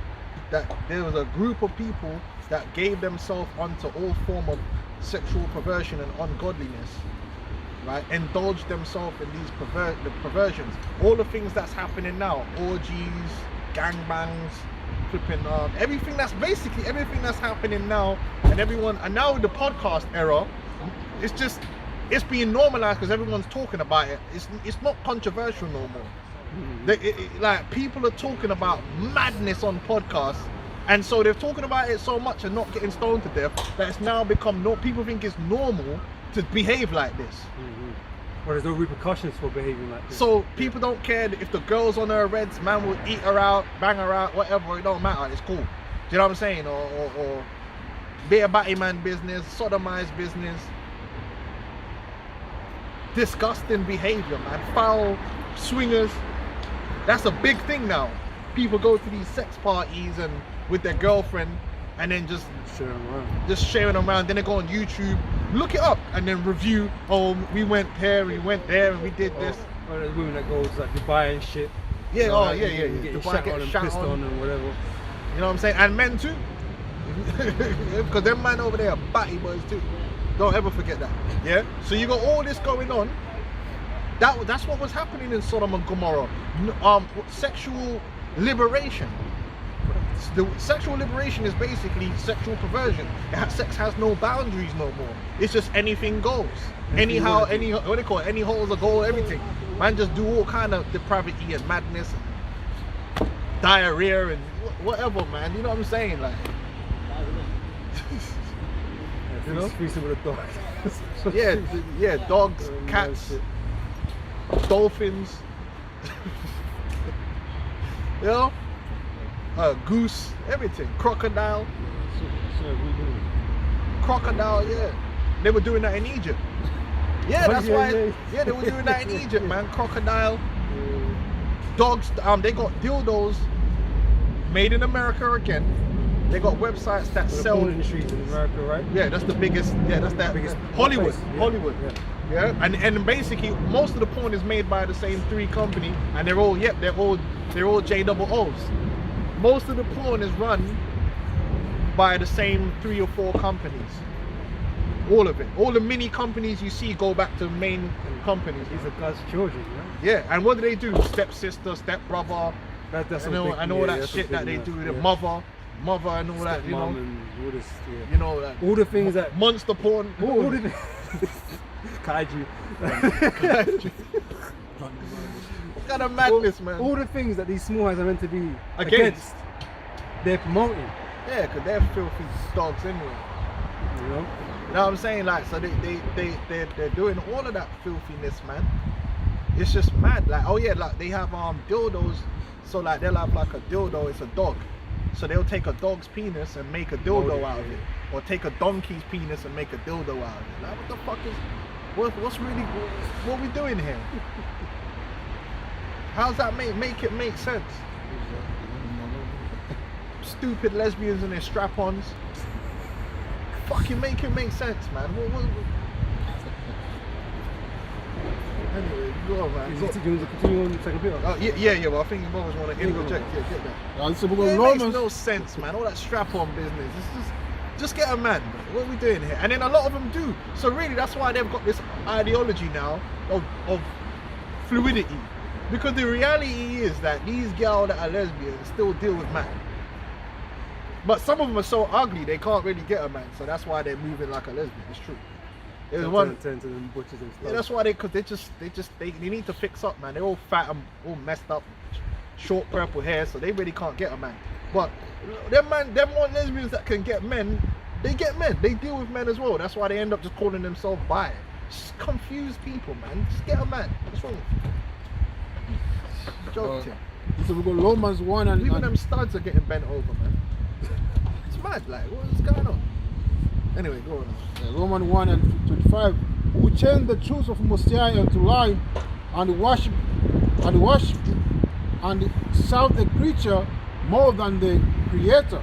Right, the Lord has given specific instruction of how we're meant to operate even onto a sexual level on the earth, but they want to feed their own lusts, man, and feed the flesh and disregard the Most High. Then they go on TikTok on live streams talking about prove to me that being a flamer is morally wrong. Well, easy, it's in the Bible. If the Most High said it's wrong, then it's morally wrong. What do you mean prove to you? Like you guys said, the haters of God. Yeah. That's what it boils down to. Yeah, but that's the first, F God. They'll say F God, F the Bible, and then. But then you got those batty men out with the Bible. It's like, what is going on? Like, that again makes no sense. It's confusion. Because the Most High explicitly told you, man, that can't be done. That shouldn't be done. And yet you're gonna try and find a way to shield yourself against it. Well, shield yourself against the missiles, then, isn't it? You know. Yeah, all that is when the Lord brings that judgment, boy, it's gonna be brutal because it's very disrespectful. Very disrespectful. God, who is blessed forever, amen. For this cause Most High gave them up unto vile affection, for even their women did change the natural use into that which is against nature. And like I said, there's a lot of lesbians out here. A lot of these dibble dabblers, man. A lot of these women are lesbians now, man. It's just it's unprecedented, man. A lot of them, they're like, and especially in the younger generations, like in school and shit. There's a lot of fucking lesbians, man. Yeah, because it's been one of those things that Esau's been promoting on the earth, and it's been pushed to the youngers.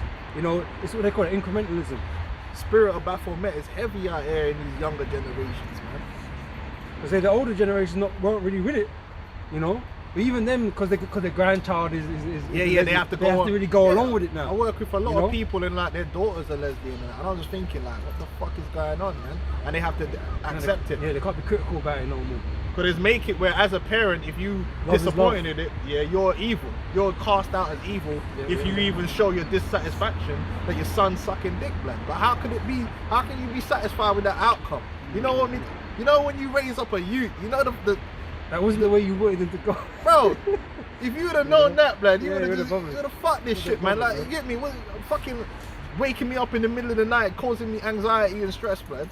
You all them years you have to spend putting your hard-earned money and your time, and then man turn around and to blow rods, man. Nah, man, that's a disrespect, bro. And then mans have to swallow it, man. Literally, they man have to swallow it. Like, yeah, it's cool, yeah, you know, it's alright. And his boyfriend's coming round for Christmas. Still my son. Yeah, his boyfriend's coming round for what? Blood. Not here. Alright, stop. met with the 12 gauge, right? Yeah, blood, you better get carnal after that, blood. You ain't coming nowhere near me. I can't even talk to you no more, blood. Yeah. It's disrespectful. You've gone the wrong way. That's unseemly, man. As it's gonna say. And Sometimes you got whole families where both sisters are lesbians, man. I've seen it. I'm being dead serious, man. It's getting bad out here. Something's going wrong, man. Something's gone wrong. Something's gone way left. This thing's too much now. Sodom. And likewise, also the men living the natural use of the women, bound in their lust one toward another. Like this homo love thing, and a lot of these men are on that. A lot of these men, even these men that are bad men on the roads, are batty man now. You know, having gay or homo relationships with each other, man. You can't trust nobody nowadays, man. You can't shake a man's hand. You don't know. You know what I'm saying? Like, it's true, man. There's a lot of men that's still in the closet, even. A lot of men actually now, the favorite thing now is they justify it by dealing with these transgenders, man. So these transgenders are making a bag of money, black. You know what I mean? These transgenders, because these dudes, they're really batty, man. But they think they can fool the Most High because the man's got some breasts or something. That's why they're all going down to Atlanta and shit. Yeah, man. You know who does that a lot too? Elam. Elam do that a lot. These Elamites love the lady boys. They're freaky. They're a bunch of sodomites as well. They got their wife at home and they go to Muslim prayers on the Friday, and Saturday night they got a tranny, man. It's peak out here, man. And that's the truth. Bro, just tell you, bro, this place is messed up out here, man.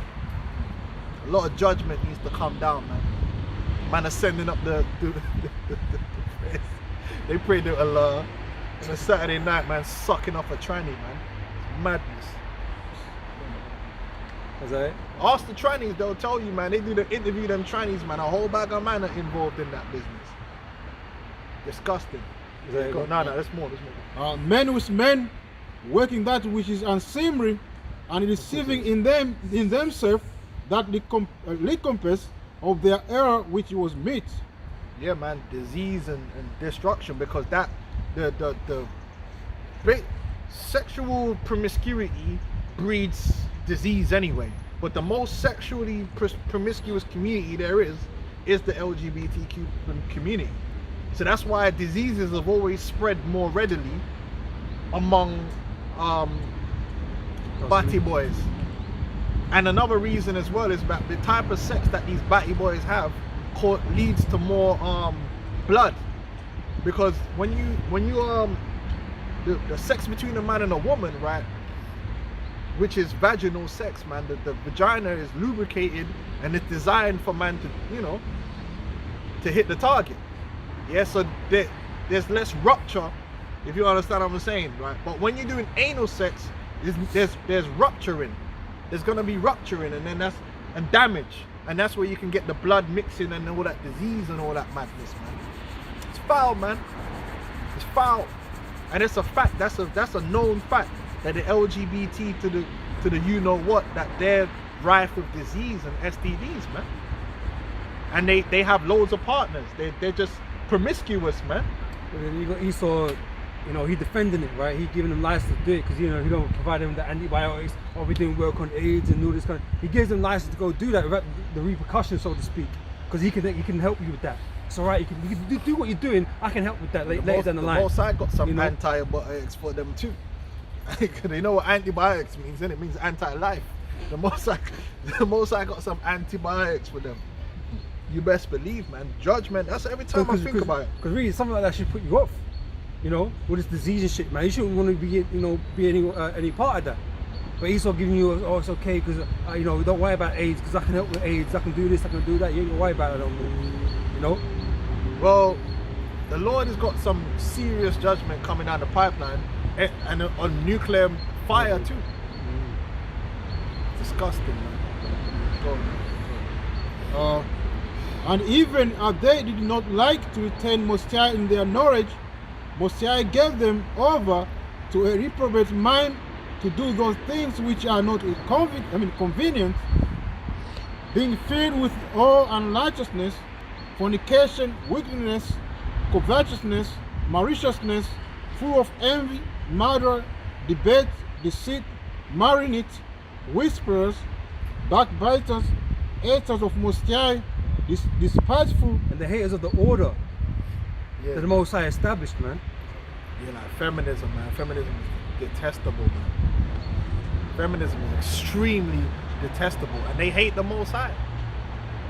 That feminist ideology is a rebellionist because they don't want to accept the patriarchy, man.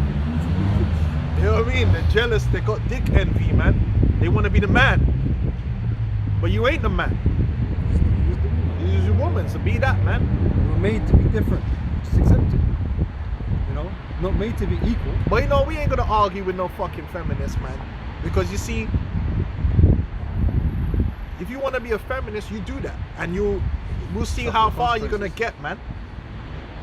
It's better that way. Don't argue with no fucking feminist, man. If she want to be a feminist and she thinks that's the way to go, let her go that way. Because sometimes you gotta learn the hard way. Simple as that. Fucking arguing with these hoes. They say that the unjust be unjust still. Yeah, let them be unjust still, man. If it's 2023 and you can't see the error of feminism, why am I gonna sit there and argue with no fucking woman about with the order of life, man? No, man, that's fine. You don't need her. Let her go do her thing out there with her purple hair, and we'll see where that ends up, innit? Because the one thing I do know, yeah, is that the Most High is terrible, man. The Most High is terrible, and real terrible shit's gonna be happening in the earth, man. And being a woman don't make you exempt. And if I'm angry then I can't even imagine the Most High. The Most High is angry as fuck, man. And when the Most High brings terrible judgment, man. There's no discrimination there. Hey, if you don't believe me, go to one of them gore sites and see if there ain't no women on there. Hey, trust me, there are women on there, man. And some terrible judgments, man. Face ripped off, heads torn. Listen. Anyway, go on, man. These are the imaginations of the Heavenly Father, man. You can have that happen. You know, because the Most High put it in their mind to do that. Terrible judgments. Hey, actually, that actually happened. Talking about lesbians, one of the videos from Brazil was actually 2 lesbians. She was dealing with the girl, and the other girl was affiliated with the gang. So she weren't even in the gang. she was a girl. When I heard that, I was like, well, boy. And they got dealt with bad. That man took them out into the fucking woods, and that was the one where he made her put her hand on the thing and was chopping at her hand with a machete, and then made her and then was chopping at it again, and then it started chopping them down with the machete and shit. Like, they got chopped up with a machete, brutally slain. 2 lesbians, man. Yeah, I was like, well, you know what, man? Evil, but Hey, it justifies it. judgment of the Lord, man, came down. Yeah. So carry on with your feminism and your lesbianism and your LGBT. Be wrong and strong. We'll see where it gets you, innit?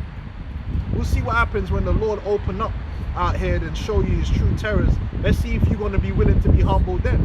Because I tell you this for free. You know when men are getting, you know when people are getting murked off, yeah, they're always humble. They're always humble and they're always begging and they're always feeling sorry for themselves. I ain't never seen nobody getting torn up and they weren't in a humble state. All the way sorry. 100%. They always get humble, bro. They get hella humble. They feel sorry for themselves. So carry on with that pride. Well, that's why I read earlier. In the hands of they that slay thee, you know, call themselves a god. Then you know what you're saying? Shit. You want to be arguing, pleading. talking about, oh yeah, listen, man. You begging for mercy. Wait, you're looking for God to come save you, isn't it? The same God you said F them. Okay, cool. on your own. Haters of Most High, spiteful, proud, boasters, inventors of evil things. They always find a new wickedness to perpetrate, man, and invent. Especially Jake, man. Some new wickedness to bring out. It's disgusting, man. Go on. Disobedience to parents without understanding, covenant breakers without natural affection, impregnable, and merciful, who knowing the judgment of Most High, that they which commit such things are worthy of death, not only do they do the same, but have pleasure in them that do them. Meaning they want to encourage other people to be wicked like they're wicked, man. You see that all over social media, man. They encourage others to be wicked. They encourage, especially the youth, to be wicked like they're wicked, man. They're enablers, man. They promote it, tell people how to do things. Now you got Batty man, literally these transgender, a grown up. Listen, any grown ass man that is telling you that he's a woman, I'm just being real with you. That's a mentally ill person. A man's supposed to be logical, and that's illogical behavior. I can't understand that. When I see a man wearing red lipstick and trying to act like a woman, like, I can't understand this. And then a person like that, I couldn't have near like my children and nothing like that. I wouldn't have you around because there's something very wrong with your brain, man. To be honest with you, like what I want to say needs to happen, I can't say it because if I speak, I'll be in trouble. You know what I mean? I'm just saying it ain't right. And they had this one guy, he was on there charging $2 a month for his Patreon for children to come so he could coach them. He's coaching children on how to be trans and how to hide it from their parents and all this. Listen, if a man ever, bruh, you might actually no. Let me not say that. Listen, you have to humble yourself, innit? Yeah. But I'm just saying, yeah. If it was listen, man, if it was my kingdom, then there'll be repercussions. This ain't my kingdom, so yeah, I might have to bite the bullet on that one, yeah, and just hold it down and put it up to the judgment of the Lord. But I'm saying, man, you'd feel like, how the fuck's this guy, this batty boy flipping talking to my child, trying to coach man into being a trans man. It's like a pedophile, bro. It is a pedophile, that's man. what I'm saying, bro. It's a groomer. You're grooming them into perversion, bro. And he was getting, and his channel's still up there now. Had youths paying him in the Patreon to hide it from their parents, bro. So he's not gonna protect that, bro. That's what's mad. You sort of have that sort of thing protected. Now, if you bad boys out there wanna do it, that's what you should be doing, man. Yeah. You know what I mean? But you rather rob me. Someone like that, man. You know, but the Lord's gonna deal with him, so we ain't gotta do nothing. The Lord is gonna have a fitting end for these fucking devils, man. His judgment is gonna be fitting, man. So that's why you shouldn't really, you know, you get a bit tight, but really, the Lord is going to give him the perfect judgment that he deserves, man. But, you know, the way we feel about it, it's something. It should be completely understandable, man. But it's all in the scripture, man. Because like I said, it reflects with the filthy conversation of the wicked and the acts that are going on here, man. So you feel a way about things, man. You get angry. You gotta just chill, you know. Be angry and sin not. Yeah, in a righteous world, man will hunt that dude down, man. Certain ways. He'll be found, Man hunt. and he'll be looking like he'd be wishing Issachar got hold of him. We'd be like witch hunt, man. Man with the pitchfork and the fire, everything, bro. You know. He'd be looking like one of them Mexican cartel videos. Anyway, go on, let's finish this off. It's disgusting, man. Absolutely disgusting. Grown ass man with lipstick on, grooming up the youths, man. Young impressionable minds. Yeah, we got a precept here from Genesis chapter 6, verse 11. The earth also was corrupt before God, and the earth was filled with violence. And God looked upon the earth, and behold, it was corrupt, for all flesh had corrupted his way upon the earth. Now the way is the nature of things, the order the Most High set up. Righteous. Lord made man to be man, woman to be woman, to perform two different functions. You know, to be paired up to create life and so on, right? There's order in this world, right? A woman can't function, or a man can't functionally do what a woman does. Even if you want to dress up one, don't make her a woman. And it will never be a woman. You can't give birth. You don't have ovaries and a vagina, you know, the doctor might make one up. But you can't give birth, man. Because you're not a woman. That's a defining thing. Defining trait. You know? And you can chop it up however you want to fucking, you know, however you like it. Because you know you can chop it up. That was accidental, that was. Right? But That's what they're doing. But you know, you always read these fucking articles, man, about first man to give birth to this and that. Yeah, and you but read it's it's a not whole a lot of man, fucking confusion, bro. It's not like a man, it's a woman. And he's married to a woman. It's not a woman. It's spare confusion, man. You know, and this is a corruption on the earth, right? And the Most High's going to do away with all corruption, just like he did away with it before. Yeah, man. It needs, You know? It's a waste of time and energy when you really think of it. Like, there's better things to be doing in Earth, man, than this. This is disgusting. But America is like I said, America is the root of all this, man. They're the tip of the spear that's really pushing this out into the world, man. You know, through their corporations. They're the corporations that always got the flag everywhere, the rainbow flag, and yeah, man, it's sad, man. It's so sad. It's Corrupt and perverting it. the Lord's gonna cast it down soon. Yeah. Otherwise, what we gonna do? There'll be no flesh left, man. That's right. So back in 2 Peter chapter 2 verse 6, it says, and turning the cities of Sodom and Gomorrah into ashes, condemn them with an overthrow, making them an example unto those that after should live ungodly. And that's why scriptures say the things are written aforetime are written for our learning. These are lessons that you're meant to have picked up on and know not what to do in the future. Because Israel's done its fair share of madness, you know, but we're living in a society that the whole world is like this now. You know, this isn't just 5 cities. You know what I'm saying? In Sodom and Gomorrah and the cities, right? Well, it's not just 5 cities, it's the fucking world, man. Even over in the Israeli state, which is supported by America, by the way, when they were having them protests because of Bibi, they was out there waving the Israeli flags, but they had a bunch of rainbow flags out there. I'm like, hold on, why is there rainbow flags What's out that there? for? This is like the man just throw the batty man thing in like everywhere, like just like Get some, it's like attention. condiments, blood. You know what I'm saying, man? It's just you know, salt, pepper. It just throw it in there, like. Yeah. What's guys like pepper sauce, man? They just dap it on with everything, blood. It don't matter what it is. They just throw out this damn rainbow thing for everything. Man, the Lord's gonna just. But that's why Israel's gonna be burnt with fire too. You know, because that land needs to be cleansed, man. Because before we go back, it needs to be cleansed. Well, them rabbis are sucking off Penis. little boys' penises, man. Giving them herpes and all that, man. It's disgusting. This verse 7 says, and delivered just Lot, vexed with the filthy conversation of the wicked.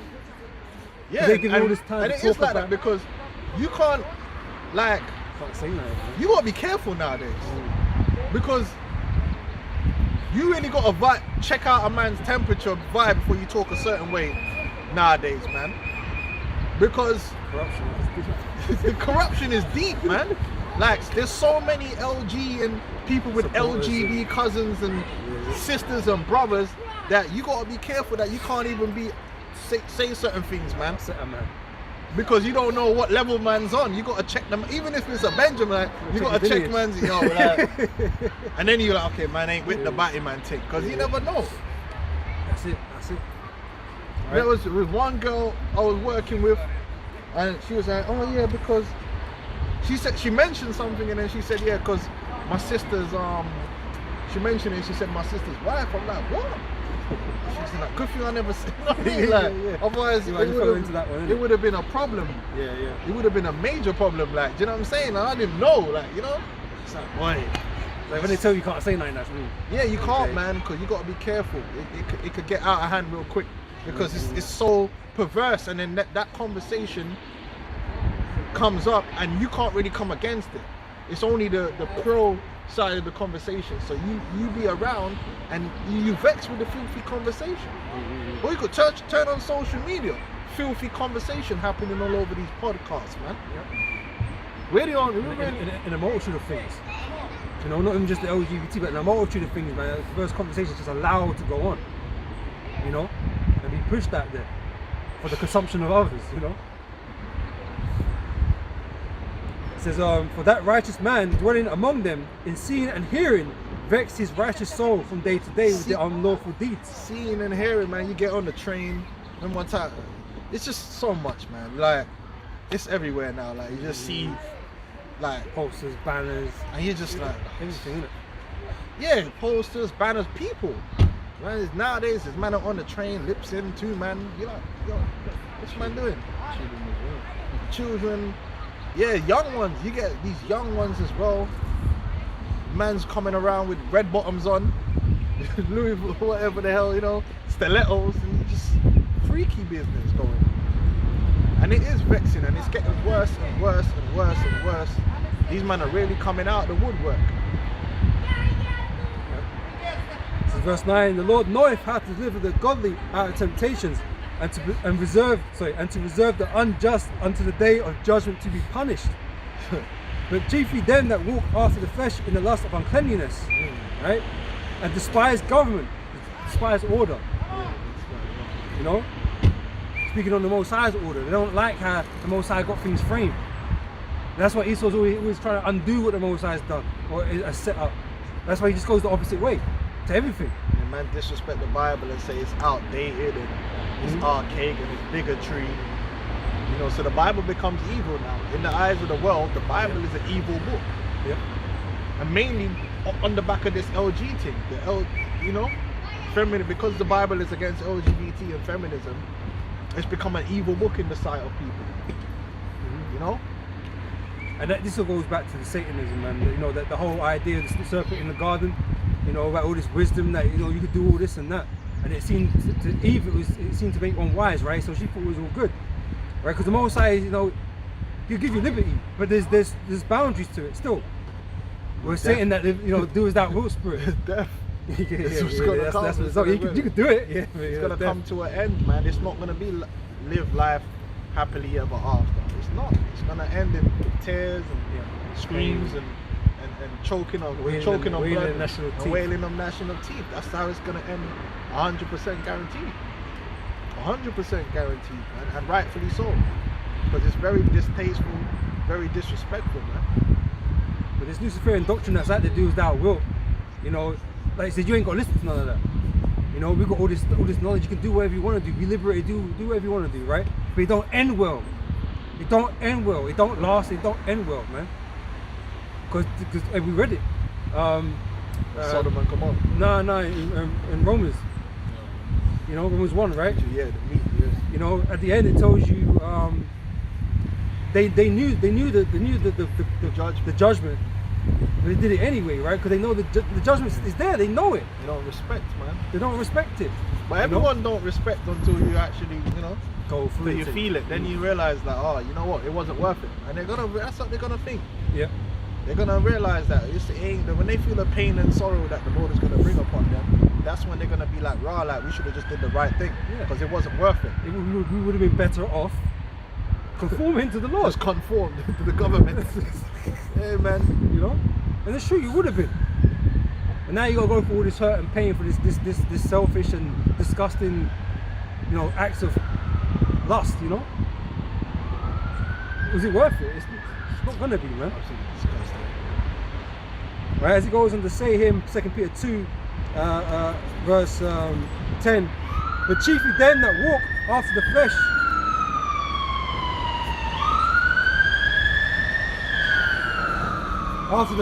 in the lust of uncleanliness, and despise government.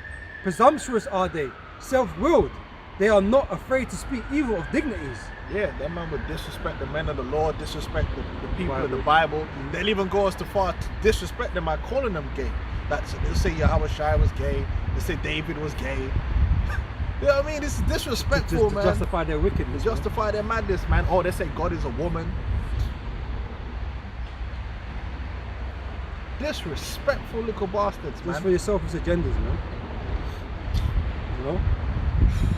It says, whereas the angels, which are greater in power and might, bring not railing accusation against them before the Lord, but these as natural brute beasts, made to be taken and destroyed, speak evil of the things that they understand not, and shall utterly perish in their own corruption. We spoke about the corruption back in Genesis 6. The Lord brought the flood upon the earth for that corruption, man. Right, but now you're going to be purged with fire, man. You know, because that is the second death. Right? And so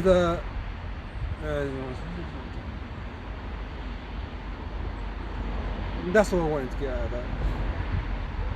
Before that, I think I have something else here. Isaiah chapter 3 and verse 9. It said, the shew of their countenance doth witness against them, and they declare their sin as Sodom, they hide it not. But if it, you know, in the closet, before it was in the closet, man, you know, you didn't know the man are doing that type of shit. You know, which was better. Not good, but better, right? But now it's just like, nah, they're proud. You put it all out there. You put it in the world. Yeah, man. It's like, oh, and another thing. So the man was talking, like, when we was there now, he was talking about eating food. You've seen that in other countries. And then the one fat flipping lesbian thing was like, oh, I just want to eat the women. And she started giggling, and I was just thinking, but you fat fucker, man. Yeah, you're damn right you want to eat the women because you're fucking ugly, man. You're fat. Let's go to the gym. Sort your shit out. That's why you want to be lesbian. Because you know that man looking at you like, the fuck is that? Only some skinny yardie. What? Fucking You know what I'm saying? And then sometimes I've had these men come around me and start talking about men. Start talking about sucking and this guy looks good and that look. I'm thinking, what the fuck? Listen, blood, you really think I want to hear about? I just walked away, blood. Yeah, I was like, bro, I want to hear about you and your little escapades. You know what I mean? Like, it's disgusting, bro. Nobody want to hear about that. And like I said, man, you know, they're not shy. You know what I'm Yeah, saying? they're They put bold. it out in the open, just like the men of Sodom and Gomorrah. Yeah. When they came to Yeah, they were Lot's bold, door, man. they were bold about it, man. They weren't trying to. They weren't They weren't trying to. They were on it, man. Yeah, man. And they made it declared, and they was all with it. The men that were with them was with it to come and rape these men. But that's what they wanted to do, right? They wanted to rape those angels. They should be hiding. Like back in the day, and even now, like, so if you got like New York, London, this shit used to be illegal. So they used to link up in toilets and have to use codes to do what they're doing. And a lot of that still lives on now. They still do that. Like in certain toilets in London, they link up, man, and do their thing. Glory holes and shit, innit? Yeah, but that's the how holes they and used to toilets. have to do it. But now they don't really have to do it like now. They're out there and wild with it, man. Out there in the streets. Go down Soho. Cheese and bread. Them man are all over Soho and doing the most on the streets. Filthy bastards, man. Lord gonna clean it up. The Lord knows how to deal with infestations, man. This is back in Isaiah 3. It says, "Woe unto their soul, for they have rewarded evil unto themselves." You know, again, that recompense which was meat. All this judgment is coming upon these wicked acts, man. All these corrupters, and corrupted. You know, all these enablers, hand joining hand. You know, they're all going to be destroyed, man, because they're all doing wickedness. Verse says, "To say ye to the righteous that it shall be well with him, for they shall eat the fruit of their doings. Woe unto the wicked, they shall be ill with him, for the reward of his hands shall be given him." Yeah, that's right, man. We're coming to that time. We're definitely coming to that time.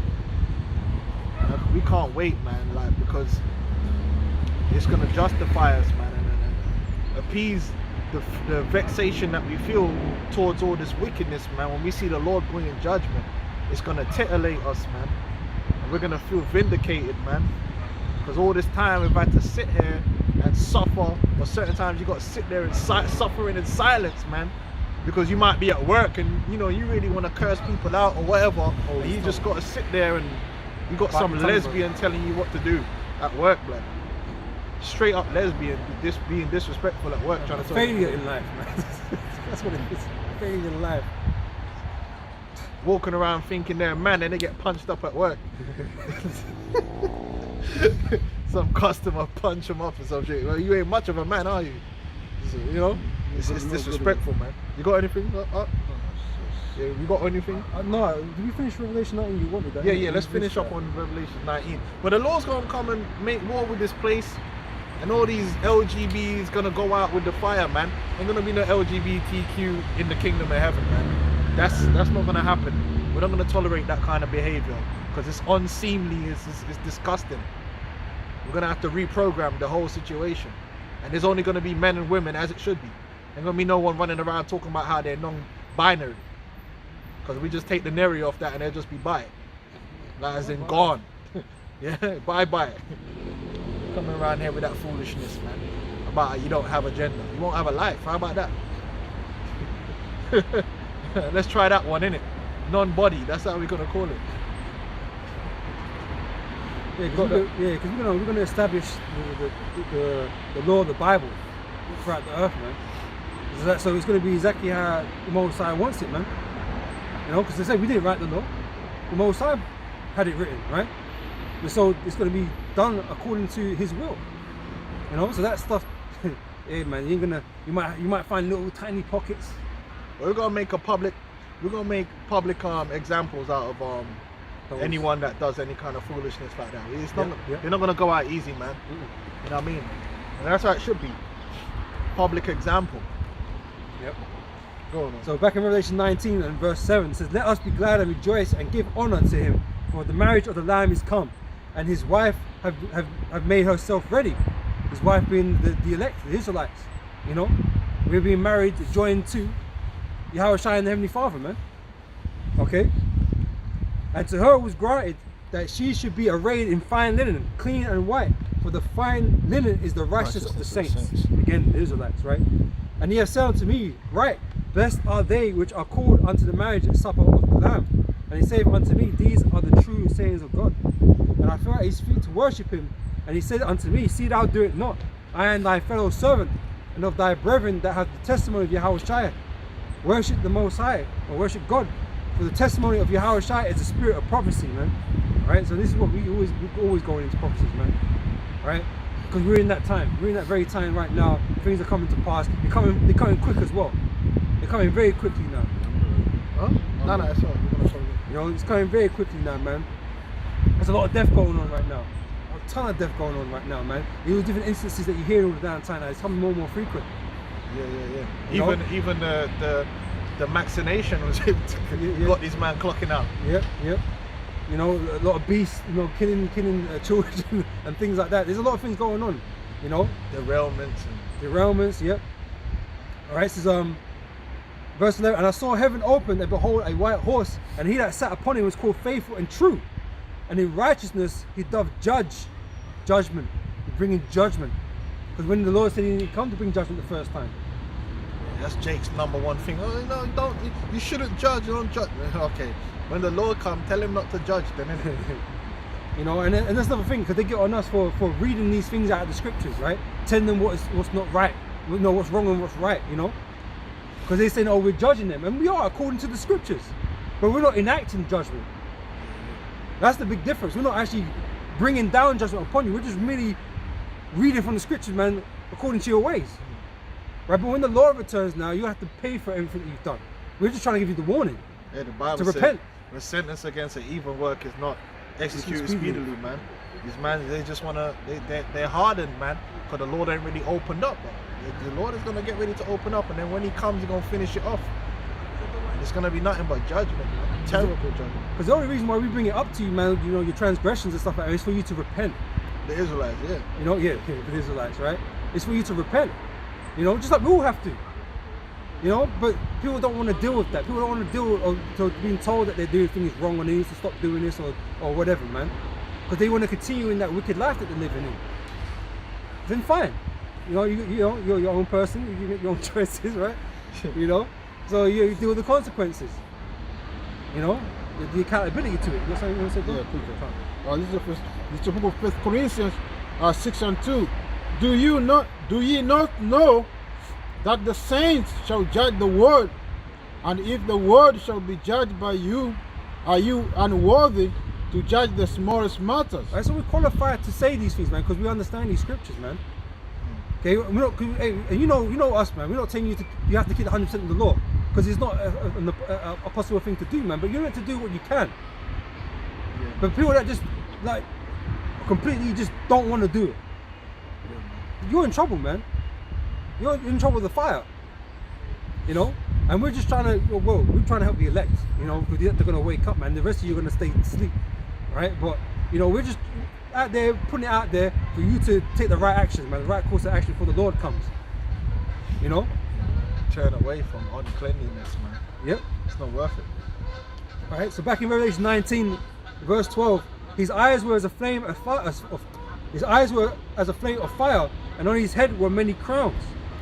So he's going to just, you know, take down all these nations, man, and, you know, become rulers over them, right?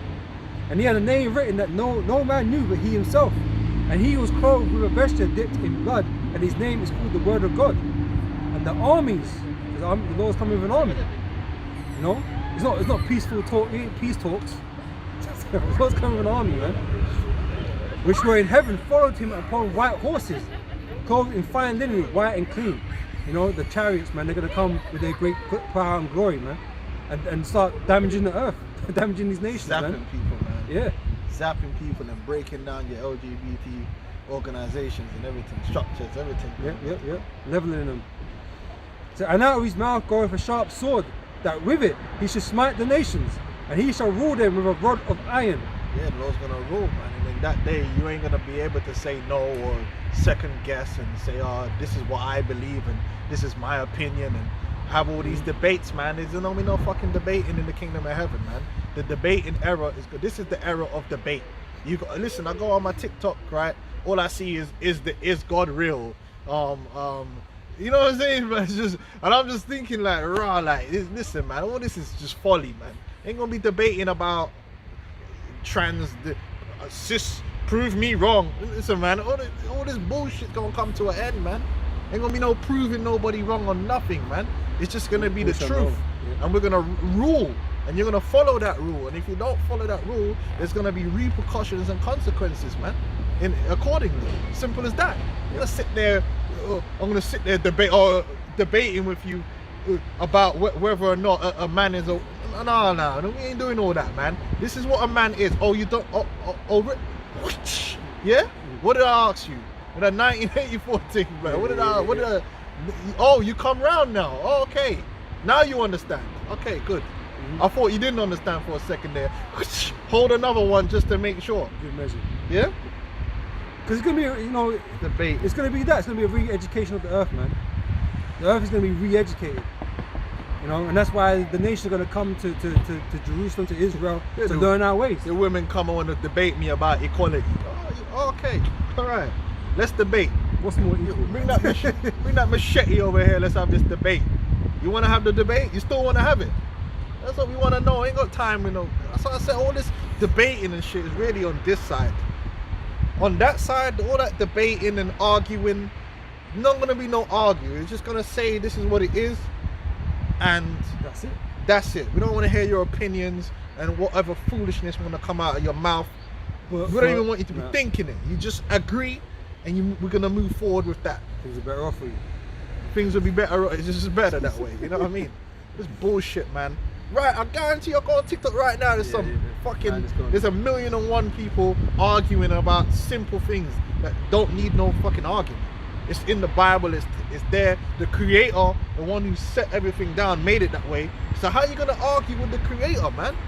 About his own creation? That makes no fucking sense. It's an absolute waste of time and energy when other things of more productive nature could be done.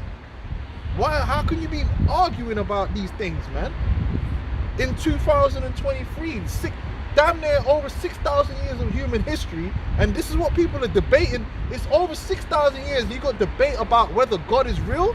Nah, man, what's going on? Something's gone wrong there. What a waste of time. Yes, let's move on. And now you know what ultimately shows, man, how lower level that people, you know, men and women are on, man. Darkness, You know, man. they're just not on the level, man. They got all these questions. And they be arguing for hours, bro. Yeah, I yeah, literally yeah. see it there, come back later. There's still different people on there arguing now. You said, What? It's like, what? Nah, man, it's crazy, man. Never ending debates, never ending arguments. Black women, black men, this, that. ever learning and never coming. Man ain't got no time for that, man. It's just gonna be truth. The rulers, 144,000, gonna lay down truth, and you're gonna have to accept it or face the consequences, man. If you don't want to deal with the truth, then you could go back to the spirit world. Simple as that, man. There ain't nobody got to have you around here. It's a privilege to be on this earth. You could go back and come back again, and we'll try again later. See if you could get it. You have to give them the hard reset. Give the hard reset, man. The 96 one. See, and he chafed the winepress of the fierceness and wrath of the Almighty God. And he had on his vesture and on his thigh a name written, King of Kings and Lord of Lords. And I saw an angel standing in the sun, and he cried with a loud voice, saying to all the fowls that fly in the midst of heaven, Come and gather yourselves together unto the supper of the great God, that ye may eat the flesh of kings, and the flesh of captains, and the flesh of mighty men, and the flesh of horses, and of them that sit on them, and the flesh of all men, both free and bond, both small and great. And I saw the beasts and the kings of the earth and their armies gathered together to make war against him. And this is written in 2 Esdras 2. You know? And that sat on the horse and against his army. And the beast was taken. And with him the false prophet that wrought miracles before him. Which, That's the Catholic Church. So that Christianity is done with. And the mystery religions, all that foolishness. Because really Catholicism represents all of folly. It's all going to be done. The idolatries and all the false doctrines going to be finished with. Yep. With which he deceived them that received the mark of the mark of the beast, sorry, and them that worship his image. These both were cast alive into a lake of fire, burning with brimstone, Right, He's going up. that represents that the destruction of America is ultimately the end of it all. The end of their power structure, the end of everything. It's over. Now it's the beginning of something which is new and better. Right? And we ain't gonna have to be vexed with all of the follies and all of the madness that is so prevalent today, man. It stinks. You're gonna have to smell it no more. It's gonna smell good. Everything's gonna be right, man. Ain't gonna have to argue and ain't have to just engage with things that just waste your fucking energy, man. You know what I mean? Yep. That's it on that. One more verse. Okay. Verse 21. And the remnant were slain with the sword of him that sat upon the horse. With sword. The remnant of them. The remnant of them, everyone that's left Left outside of America, all their military and that, gonna be destroyed, man. Is the good Lord. Which sword proceeded out of his mouth, and all the fowls were filled with their flesh. Yeah, man. That's it. Right, so we're gonna close up on that. We say, Kal Halal, Yahweh, Hashem, Yahushai, Hashem, Chakadash. Double honors to the apostles and elders, a great millstone. And honor to you brothers out there in the highways and the byways teaching this word. Shalom. Shalom.